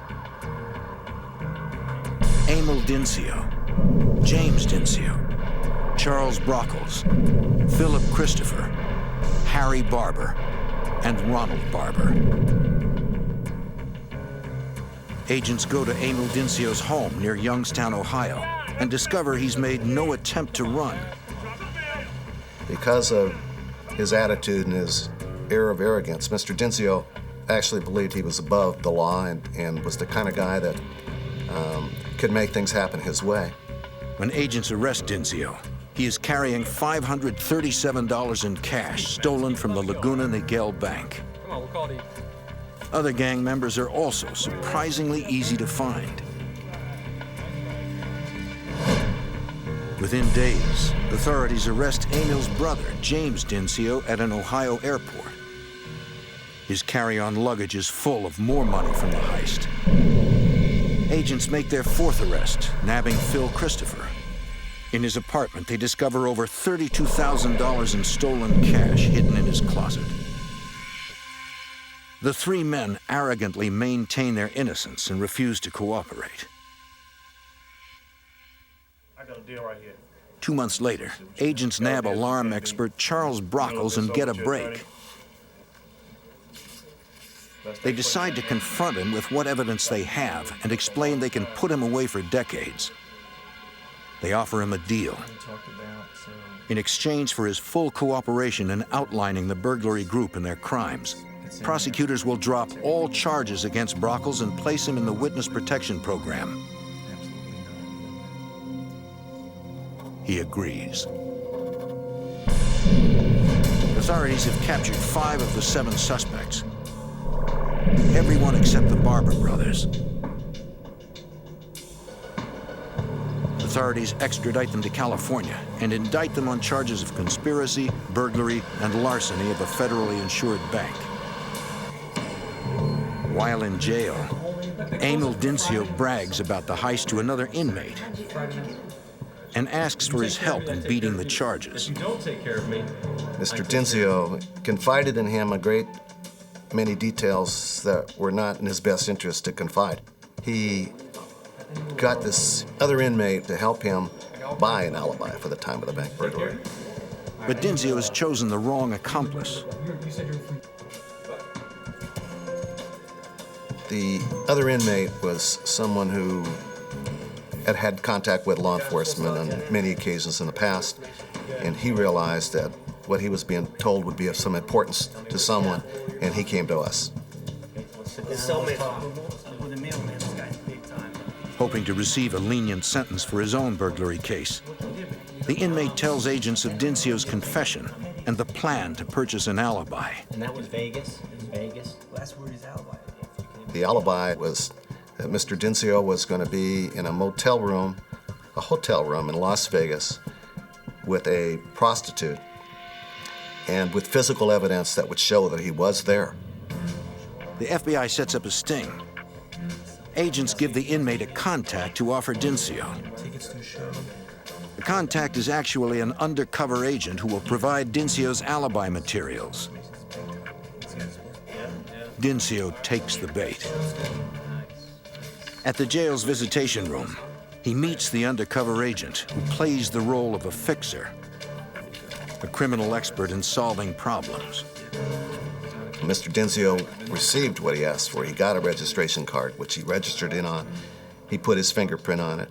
He got a listing of shows, and he got the name of a prostitute who he was with, and that became part of his subsequent defense. In October 1972, the trials begin in Los Angeles. Emil Dincio offers his false alibi, but the FBI's undercover fixer testifies about the sting. The jury convicts Dincio and the other 4 defendants. They receive sentences ranging from 15 to 20 years. But it is not over. 2 suspects, Harry and Ronald Barber, are still on the run. Within months, the FBI receives a tip that the 2 brothers are living in an apartment in Rochester, New York. Agents respond, and Ronald Barber answers the door. They arrest him and return him to California, where a jury convicts and sentences him to 15 years. He refuses to say where his brother Harry is. For 8 years, Harry remains a fugitive. Then, in 1980, a woman in Brookville, Pennsylvania, contacts the FBI. I knew him as Brent. She tells agents that her friend has been living with a man who told her he committed a famous bank burglary in California, The other day, only because. What's her name? and that his real name is Harry Barber. It's Harry Barber. Worried and nervous. The woman tells the FBI that in an attempt to lead a legitimate life, the fugitive is working maintenance at a local campground. Here, you know? Agents move in and arrest him.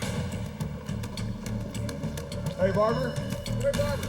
The FBI, hands in the air. Drop flyers. Harry Barber is convicted and sentenced to 20 years. Agents can finally close the case on the largest bank burglary in United States history. Authorities believe Emil Dincio and his gang committed more than a dozen bank burglaries, stealing over $30 million altogether. By putting them away, FBI agents from Ohio to California stopped one of the most sophisticated bank burglary rings of all time. On the streets of Washington, D.C., a bomb blast kills a former ambassador and his young assistant. As the FBI investigation closes in on the bombers, the killers set their sights on the agents and their families. The FBI is caught up in a dangerous hunt for a cold-blooded murderer as they target one of the most highly skilled opponents they have ever faced, a bomber who orchestrates the death of a diplomat.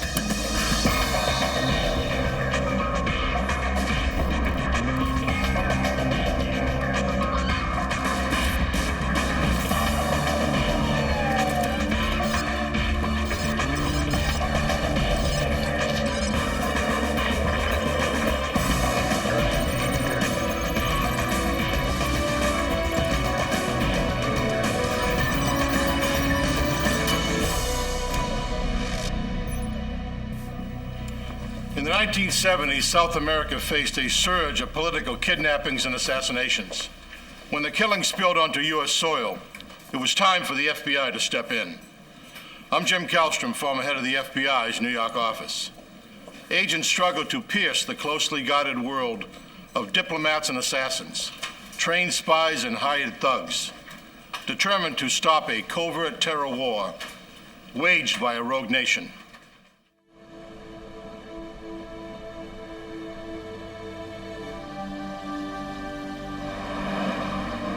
Washington, D.C., September 18th, 1976.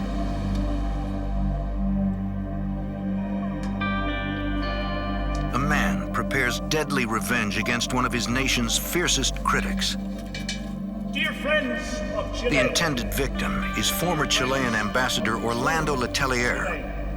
The outspoken socialist is in the U.S. condemning the military government of dictator Augusto Pinochet. concentration camps of the West.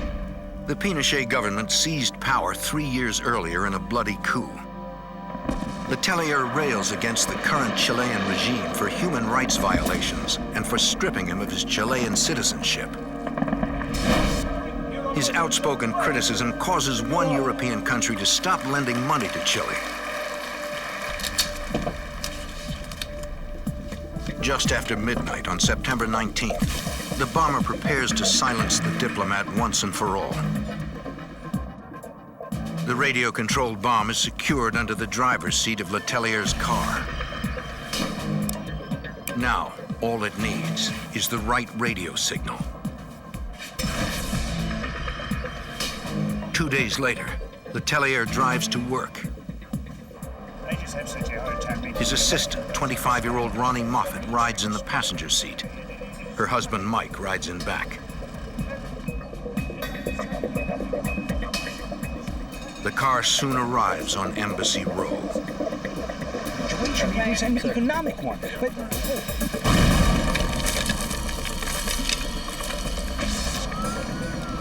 Police protecting the embassies call for ambulances and rush to help. Orlando Letelier is barely alive. The bomb blew off his legs and blasted shrapnel through his torso. Ronnie Moffat, hit by flying shrapnel, fights for every breath. Mike Moffat, incredibly, escapes unhurt, although frantically worried about his wife. An ambulance rushes Letelier away just as the FBI arrives. Special Agent Carter Cornick. When we got there, like all crime scenes, it was an absolute mess. I saw the car, and there was a woman on the side of the road being administered to. The next thing I actually heard through the din of all the noise was a young man screaming, "Dina did it." And I had no idea who or what Dina was. Under the law, the FBI investigates all attacks against foreign officials. Agent Cornick takes charge of the case. Well, the first thing that was to do was to get control of the crime scene. A crime scene is a unique thing. It's only there once. And what you do at that crime scene very often determines, ultimately, the outcome of the case. Agent Cornick requests more agents, including FBI bomb experts, to collect and label every possible piece of evidence. We had an enormous amount of help. We had more than 150 agents doing the crime scene. We actually had forensic experts doing the crime scene. And that part of the crime scene was actually run by the chief of the explosives unit at my request. During the search, the FBI hears the tragic news from the hospital that Orlando Letelier and Ronnie Moffat have died. The case is now a murder investigation. At the U.S. District Courthouse, the U.S. Attorney decides this politically sensitive public assassination must be handled with the utmost care and urgency. In this case, a U.S. attorney was assigned to the investigation from day one. That had never been done before, except in Watergate. The U.S. Attorney assigns his most relentless prosecutor, U.S. Assistant Attorney Gene Proper. It was a heinous murder, and I wanted to solve it to make sure that people knew you couldn't do it here. I don't care if Letelier was a socialist, a communist, or somebody on the far right. He was killed in a brutal way on the streets of the District of Columbia with a young woman, neither of whom deserved to die. Tell me what you found out about By the second day, investigators begin looking at possible motives for killing Letelier. The primary motive from the beginning appeared to be a political assassination ordered by a foreign government. We had found out from the State Department that the military dictatorship of Chile was concerned that he had been personally responsible for stopping loans coming to the country. Buenos Aires, Argentina. FBI Special Agent Bob Shearer does not want to tip off the Chilean government, so he talks with his contacts in Buenos Aires. He wants to find out if they have any information on whether Chilean intelligence may be involved. His Argentine source tells him about a secret program called Operation Condor. One of the sanctions. Intelligence agencies from right-wing South American countries have agreed to help each other watch left-wing activists and, if necessary, eliminate them. The official believes that Letelier's death may have been Condor's first kill. To get more information, the FBI turns to a U.S. State Department expert on Chile. We need to know, and we need to know very frankly. The expert tells them that Chile desperately needs American economic support. Being international, but The same morning of the assassination, the economics minister of Chile was getting off a plane at Dulles Airport to ask the U.S. government for economic aid to Chile. The expert highly doubts that Chile would endanger its loans by killing Letelier. So it was difficult for me to believe that a government would, on the one hand, order the assassination of this man, while on the other hand, trying to ask the U.S. government for aid. 2 weeks after the Letelier assassination, a commercial flight from Barbados to Cuba explodes. All 73 people aboard die. After the explosion, right-wing anti-Castro Cubans proudly claim credit.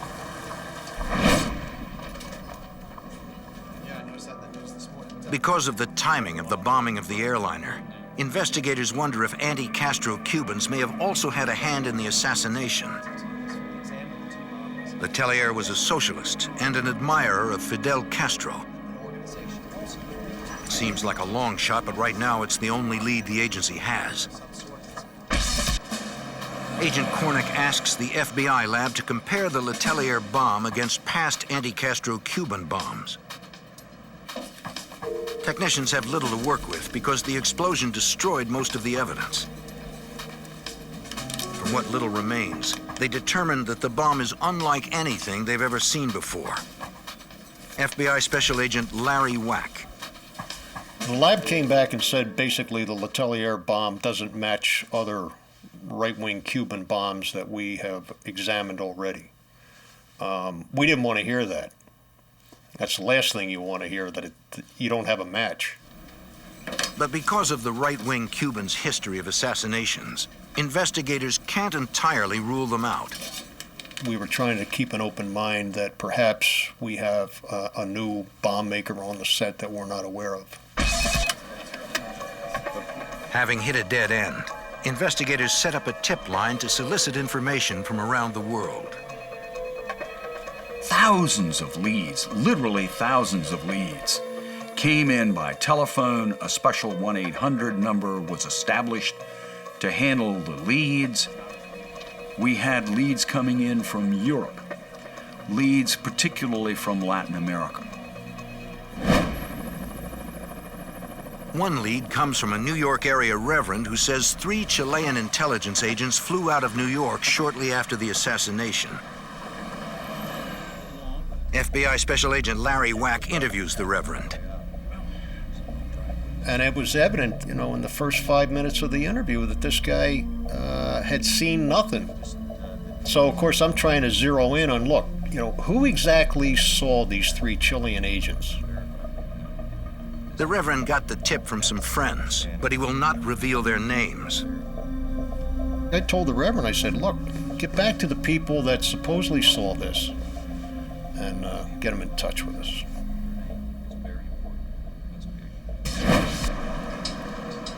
While he's waiting, Agent Wack heads to New York's JFK Airport. He follows up on the Reverend's tip that Chilean agents flew out shortly after the assassination. These items should be noted by the... No one can confirm the story. The case stalls again. There's nothing.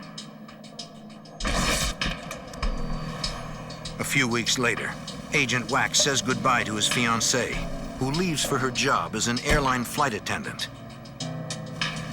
He has no idea he is not the only one who watches her go. In the airport parking lot, a threatening stranger confronts Wax's fiancée. The bombers are striking back, hitting the FBI close to home. A car bomb in Washington, D.C. kills former Chilean ambassador Orlando Letelier and his assistant. As the FBI begins investigating the murder, Special Agent Larry Wax's fiancée is threatened. The frightened flight attendant calls Agent Wack. I was absolutely appalled that something like this would happen, that whoever it was didn't have the guts to come after me, that they had to go after her. Agent Wack believes he must have interviewed someone close to the assassination. I don't know what we did, but we struck a nerve somewhere. And now we got to go back and re-examine what we've been doing, and myself, particularly what I had been doing, who I had been talking to and so on, to see where this threat may have emanated from. Agent Wack's fiancée helps create a sketch of the man who threatened her. Agents show the sketch to Chilean immigrants throughout New York, trying to find someone who recognizes the man. But no one seems to know him. Washington, D.C., 1 month after the bombing. Clearly said in Townsend versus New York. Assistant U.S. Attorney Gene Propper and FBI Special Agent Carter Cornick receive a possible lead. We got 2 Chilean. The State Department provides photos of 2 suspicious Chilean intelligence officers whose real names are unknown. A month before the Letelier killing, at the U.S. Embassy in Paraguay, 2 Chileans requested visas for what were obviously false passports. One of the men did not look Chilean, and the 2 openly admitted being intelligence agents. They claimed they needed the visas to attend a meeting with the CIA in Washington, D.C. Well, I'll need to see your passport. The ambassador decided to take the unusual precaution of secretly photographing the passports. Thank you. When the CIA denied knowing the 2 agents, the ambassador canceled the visas. Investigators believed the photos could relate to their case. FBI Special Agent Carter Cornick. We had these 2 photographs, but we didn't know who they were. If we could identify those 2 people, we could take the case a step further. The mug shots, we got to roll through the books. We got to roll these guys. A few days later, investigators get a lead that again points them to Cuba. A Venezuelan newspaper prints a story claiming right-wing Cubans based in the United States killed Letelier. It names the prime suspects as the Ayala brothers from New Jersey. Investigators know Enrique and Sanchez Ayala well. They are founding members of a violent anti-Castro group called the Cuban Nationalist Movement. They are suspects in several recent high-profile bombings, including a Russian ship in New York 5 days before the Letelier assassination, and an attempted bombing at the New York Academy of Music, where Cuban artists were set to perform. The FBI begins to wonder if the Ayala brothers also targeted Chilean socialist Orlando Letelier. In one of New Jersey's Cuban neighborhoods, an FBI agent tracks down Enrique Ayala to find out. Brian, I'm with the FBI. When the agent asks him where he was the day Letelier was killed, Ayala gives an odd reply. That's my trump card. It's an ace up my sleeve. Investigators in Washington, D.C. find his comments suspicious. Well, I think there's Assistant U.S. Attorney Gene Proper. Right away, when you hear something like that, you begin to think, what's this guy want to hide? Proper asks the FBI to serve Ayala with a subpoena to appear before the grand jury. I told you. In the United States, no citizen is obligated to talk to the police or the FBI. If the FBI comes up to you on the street, you can say, "Get lost." There is an obligation to testify before the grand jury if you're brought in by subpoena. An agent heads out to serve Enrique Ayala with the subpoena. FBI. Ayala's wife says she doesn't know where he's gone. He's disappeared. Ma'am? Hi, Agents question anti-Castro Cubans, demanding that they give up Ayala. FBI. The pressure finally gets to Ayala, who agrees to come in. Coming in, please have a seat. At Proper's office in Washington, D.C., Ayala proclaims he had nothing to do with Letelier's death. Investigators ask why he made the comment about an ace up his sleeve. You might have some information. Ayala says he was just joking, pulling the agent's chain. No, can't help me. Proper grills Ayala before the grand jury. He denies any knowledge of the Letelier murder and takes the fifth when asked if he has recently traveled to Chile. New York City. A few days after Ayala's testimony, Special Agent Wack gets a call at home from a suspected anti-Castro bomber. Do what? He said that, I'm coming over to your house in a minute to talk to you. Agent Wack fears he is in danger. The big question was, how did he get my phone number? And more importantly, how did he know where I lived? So I grabbed my neighbor, who was a New York City police officer, told him, grab your gun, come outside, and I told him what had happened, that I had gotten this phone call, and I don't know what's coming next. We hid outside in an alleyway, and within a period of about 3 minutes, here comes this nationalist guy at my front door. Yeah, it's him. He recognizes me. We had an altercation out in front of my residence where he was telling us, that they didn't have anything to do with the threat on my fiance, and, why don't you back off of our group? I pretty much told him that the next time you show up at my front door, you're going to go home in a body bag.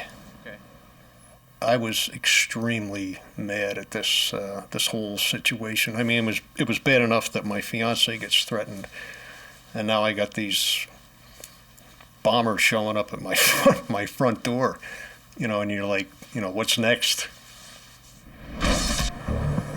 Far from backing off, Agent Wack cranks up the pressure. If the Cubans are nervous, the FBI must be close to finding their connection to the assassination, and possibly even the bomber. Agent Wack goes after the Cubans, hunting for anyone with information. If you think you're going to intimidate the FBI into not investigating, you're making a mistake. You're going to make them investigate harder. I don't know nothing about it. The people he approaches give him the cold shoulder or even insult him. Hey, get away from me. But he continues to hunt for leads. Finally, 5 weeks after Letelier's murder, Agent Wack meets a former Cuban bomb maker who says he wants to talk. It could be a major break in the case. Or it could be a setup for a hit on an FBI agent who's getting too close to the truth. A powerful remote-controlled bomb kills former Chilean ambassador Orlando Letelier and his assistant in Washington, D.C. The FBI believes the key to the case may be hiding in the New York anti-communist Cuban community, an organization known for targeting outspoken socialists. FBI Special Agent Larry Wack doggedly hunts for leads until a former anti-Castro bomb maker tells him he wants to talk. And the thing that he couldn't sleep with was he didn't care that Letelier died. He couldn't sleep with the fact that the girl was killed, Ronnie Moffett. And that's where he drew the line. The bomb maker says he's heard that Enrique Ayala, the leader of a violent anti-Castro group, has met several times with a Chilean covert contact. He said the Cubans wanted support from the right-wing Chilean government. Agent Wack uses the information to question other informants. They tell him that Ayala has been seen meeting with a tall, blonde Chilean with a military bearing. One informant was telling me that the nationalists were referring to him as El Flaco, or the tall, thin one. Agent Wack has now confirmed the link between a Chilean agent and the Cuban nationalist movement. Now you've got evidence of a Chilean agent in contact with the nationalists, and you've got the nationalists with a track record of bombings going back quite a few years. So, you know, it's starting to look like a duck and walk like a duck. The FBI focuses their investigation on Chile. In Santiago, FBI Special Agent Bob Shearer follows up on Agent Wack's discovery of Enrique Ayala's link with Chilean officials. Chile's Interpol representative tells him that Ayala visited Chile 2 years earlier and may have met with the Chilean government or even the Chilean intelligence service. With this new information, Assistant U.S. Attorney Gene Proper subpoenas Enrique Ayala and 2 of his friends to appear once more before the grand jury. A few days later, Proper gets a death threat on his private line. What's wrong? Proper believes they must be doing something that's making a guilty party nervous. That means we're doing it right. But instead of backing off, Proper and FBI Special Agent Carter Cornick step up their investigation. We decided we're taking the 5th. They bring in Enrique Ayala, who says he and his 2 friends will take the 5th in front of the grand jury and refuse to answer any questions. Investigators must continue to search for some way to crack open the case and get someone to talk. Gentlemen? FBI Special Agent Carter Cornick. This thing is dragged on now, nothing happened, but it's not coming to a head. How the hell do we get on track? A month later in New York, the Secret Service calls in FBI Special Agent Larry Wack. They've arrested a counterfeiter who specializes in making fake IDs who wants to cut a deal. He claims to know of a plot by the Ayala brothers to kill the U.S. Attorney General and Prosecutor Eugene Proper.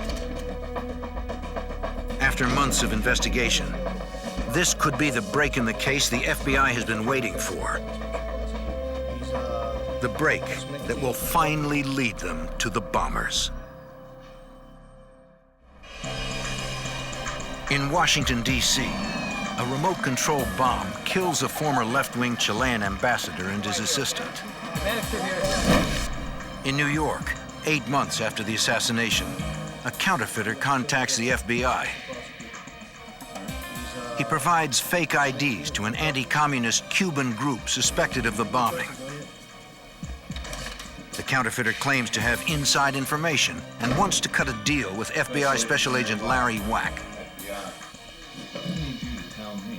He laid out a situation that he was in the process of making up false driver's licenses and passports and whatnot for some of the guys in the nationalist movement.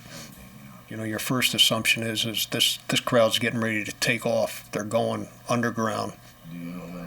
The counterfeiter says the Cuban nationalists told him that if their leader, Enrique Ayala, goes to jail, they will kill the U.S. Attorney General and Assistant U.S. Attorney Gene Proper, the prosecutor on the case.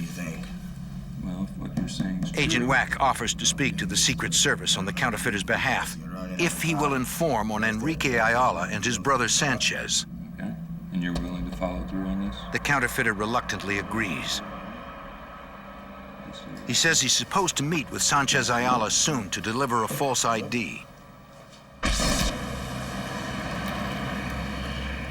The night of the meeting, Agent Wack watches from hiding. The counterfeiter arrives carrying a false ID hidden in a magazine. We were able to corroborate a lot of what he was telling us without him knowing it. When they see Ayala exit the restaurant with the same magazine, the FBI knows that their new informant told the truth about working with the Ayalas. Maybe the Ayalas can lead them to their Chilean contact. Proper again calls Enrique Ayala into court, but he fails to appear. FBI agents can't find him anywhere. He's become a fugitive. This only adds to investigators' belief that he played a role in Letelier's assassination. 2.5 weeks later, the investigators' inside man delivers more fake IDs to Sanchez Ayala. At the end of the meeting, Sanchez rips $1 in two and gives the counterfeiter half. Sanchez says that a tall, blonde Chilean may contact the counterfeiter with the other half of the bill.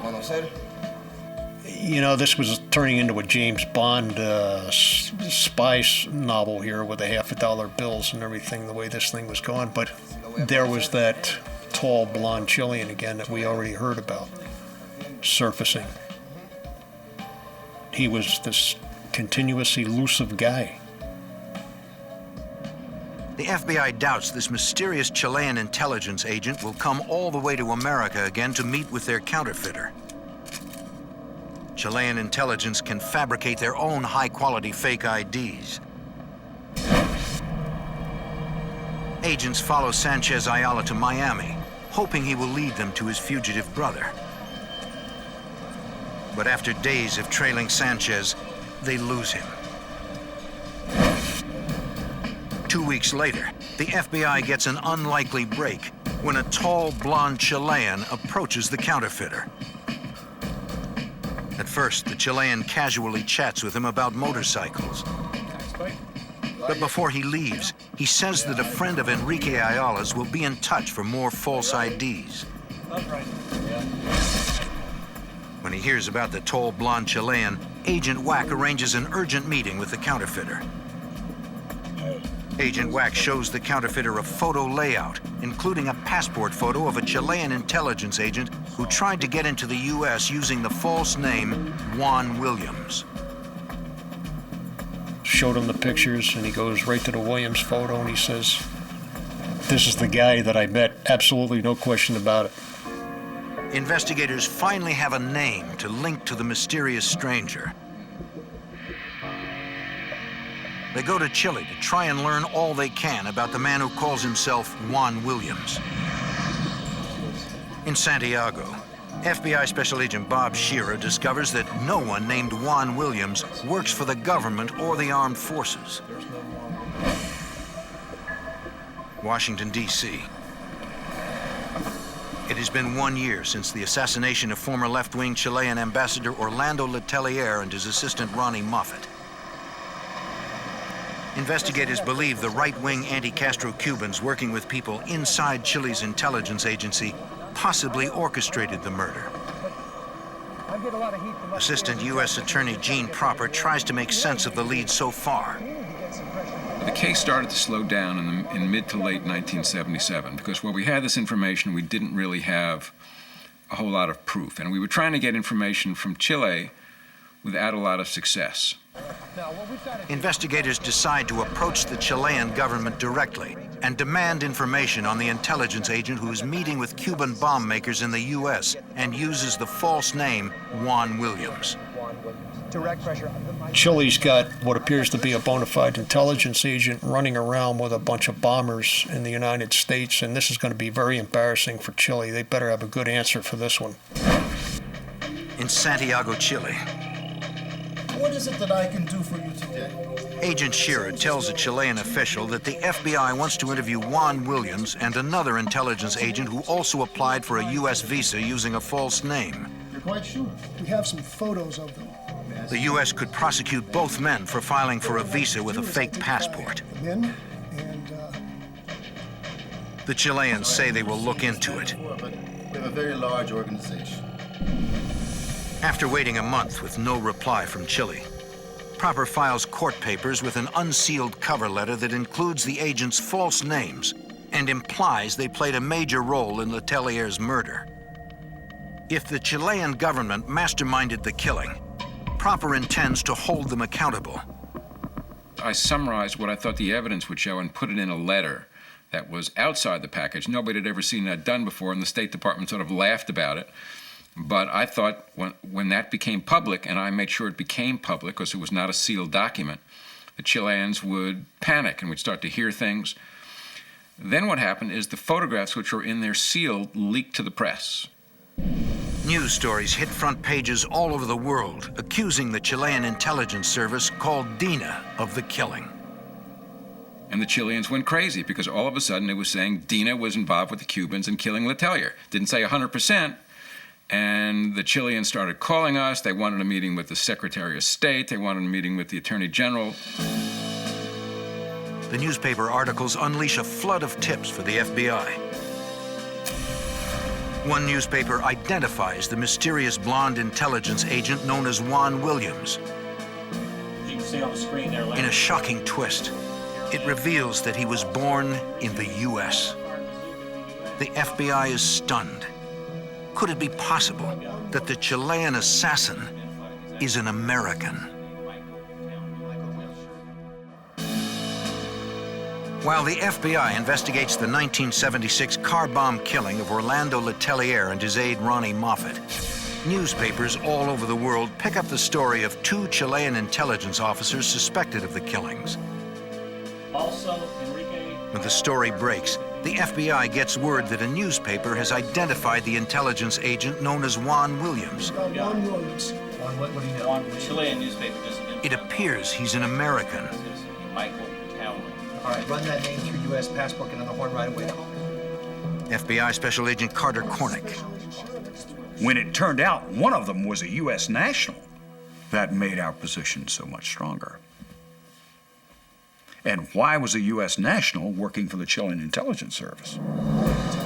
The U.S. Passport Office reports that there is a Michael Townley who matches the description of the blonde intelligence agent currently registered as an American living in Chile. He's 36, born in Iowa, but grew up in Chile. Agents head to Fort Lauderdale to follow up another tip that Juan Williams is really a man named Kenneth Einart. He's been buying electronic surveillance equipment for the Chilean government. At an electronics store that sells hidden microphones, phone taps, and other high-tech surveillance equipment, the store owner identifies the Juan Williams passport photo as Kenneth Einart. The owner provides records showing that Einart shopped at the store the day the bomb killed Letelier.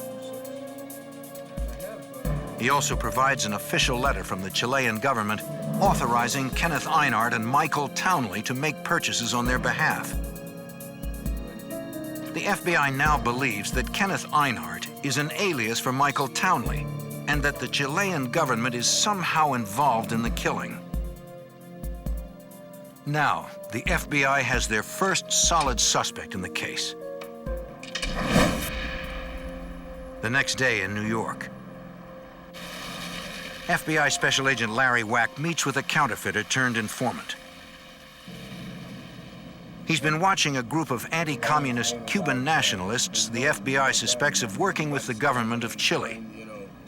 Agent Wack wants to know how they are responding to the news that the FBI has identified their Chilean contact, Michael Townley. Everybody in the exile community with the nationalists and everywhere else went scrambling. It was like, uh-oh, cat's out of the bag. They know who he is.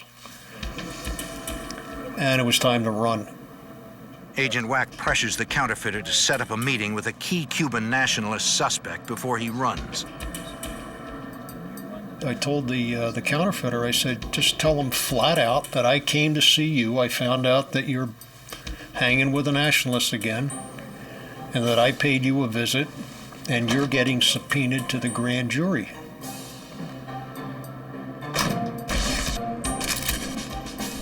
The plan works, and the counterfeiter meets with the suspect to ask his advice. They ask you to testify. The suspect tells him to take the fifth and say nothing. The counterfeiter keeps asking why. Because we did it. We did it. meaning Letelier. We did it. We know it. They know it. Let them prove it, which is exactly what we wanted. The FBI now has an informant's claim that a nationalist confessed. But they still need some physical evidence linking the Cubans with Michael Townley. We couldn't connect him to the murder. We had no evidence he was involved in the murder, but we certainly believed it because he was the blonde Chilean who was dealing with the Cuban nationalist movement that internally had said they're involved in the Letelier murder, and they were now fleeing. They were running from us. Assistant U.S. Attorney Gene Proper and FBI Special Agent Carter Cornick try to fit together the evidence. You know, it's one thing to have a source who you may or may not trust 100% tell you one thing. It's another thing to have, you know, actual proof. Investigators desperately need someone to cooperate and confess to what happened. They hope it will be Michael Townley, but the agents have to find him first. The next step was to go to Chile and to try to, in some way, force the government of Chile to cooperate with us in the investigation.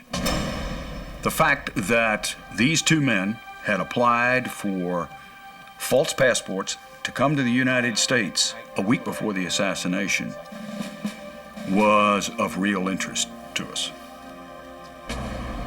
Over the next 2 weeks, Proper and the U.S. government put tremendous pressure on Chile. Proper prepares official letters through the World Court requesting the chance to talk with Townley. I took him to the chief judge in Washington, and he signed the documents. He asked me how the case was going. I'll never forget this. He said, "How's the case going?" I said, "It's a very tough case, Judge. It's just very tough." He said, "I know that." He said, "But God makes people who do things like this make mistakes. All you've got to do is find the mistakes." To find the mistakes, Proper has to get to Townley. But the prosecutor is still getting resistance from the Chilean government. I'm sorry. Then the Chilean government said, "You know, this is going to make the government fall. We can't give over an intelligence officer." We said, "He's an American. He committed a crime in the United States. We want him." We were not allowed access to people that we wanted to have access to, members of the Chilean intelligence service. But at the same time, other Chilean officials were cooperating with us quietly. Behind the scenes, the Pinochet government quietly cuts a deal with the U.S. They will hand over Townley if the U.S. promises not to use his testimony against Chile.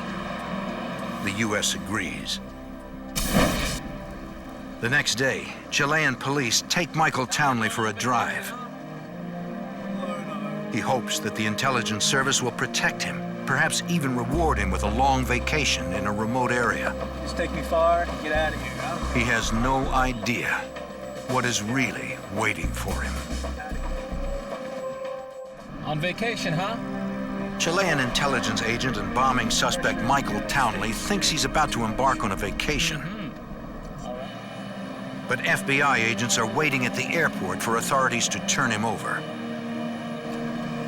FBI Special Agent Carter Cornick. There was an Air Ecuadoriano flight going from Chile to New York. And the plane was held by the Chilean government on the runway until we got there. Townley was turned over to us. He was disoriented. He was afraid. He could not believe that the Chilean government had betrayed him. On the flight, Townley refuses to talk without a lawyer.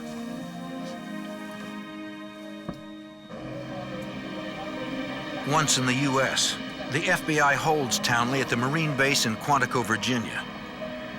They suspect him of murdering a Chilean diplomat and enlisting right-wing Cubans to help him. But the only real charge they have against him is using a fake passport. Townley meets with his attorney, while Assistant U.S. Attorney Gene Proper prepares for plea negotiations. And it's going to be very difficult because we really don't have a murder case against Townley. We still did not have any case against Michael Townley except the passport violation case. Miami, Florida. Hey man, hold up. That's Ayala.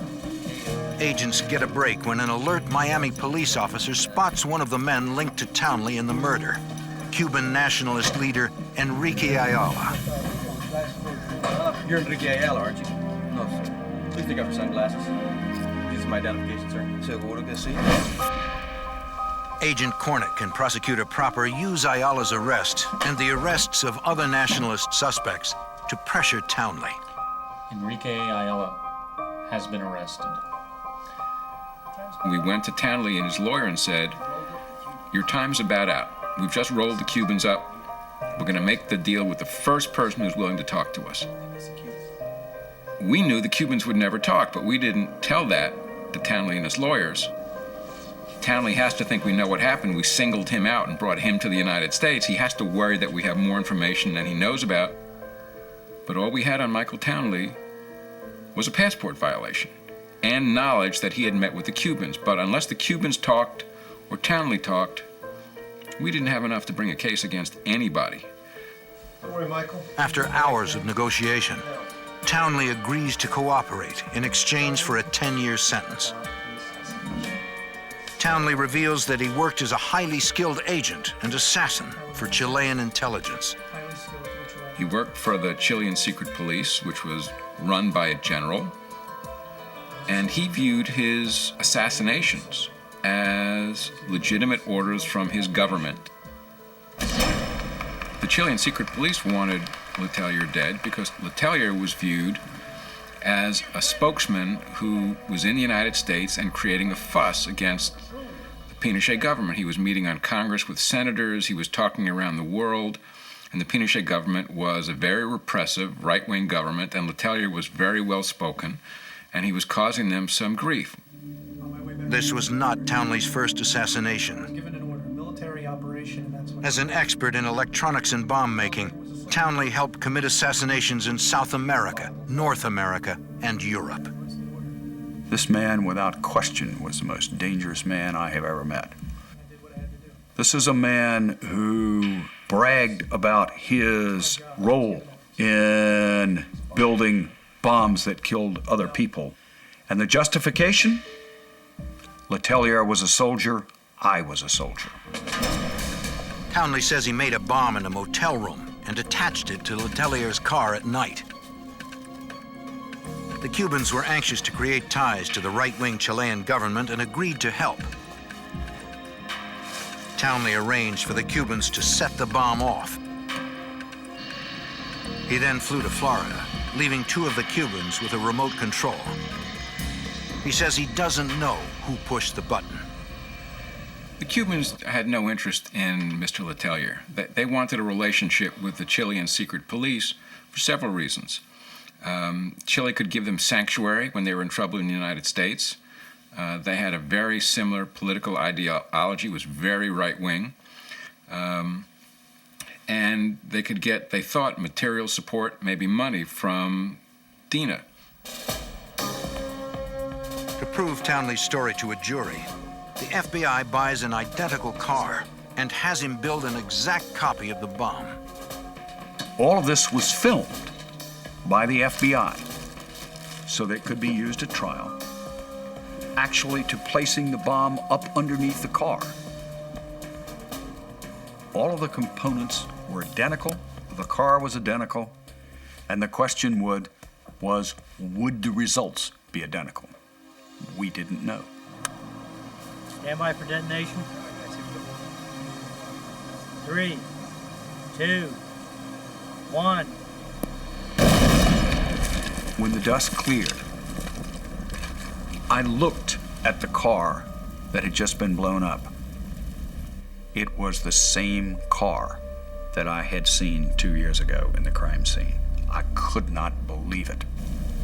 I turned to look at Mike Townley. Mike Townley's face was ashen.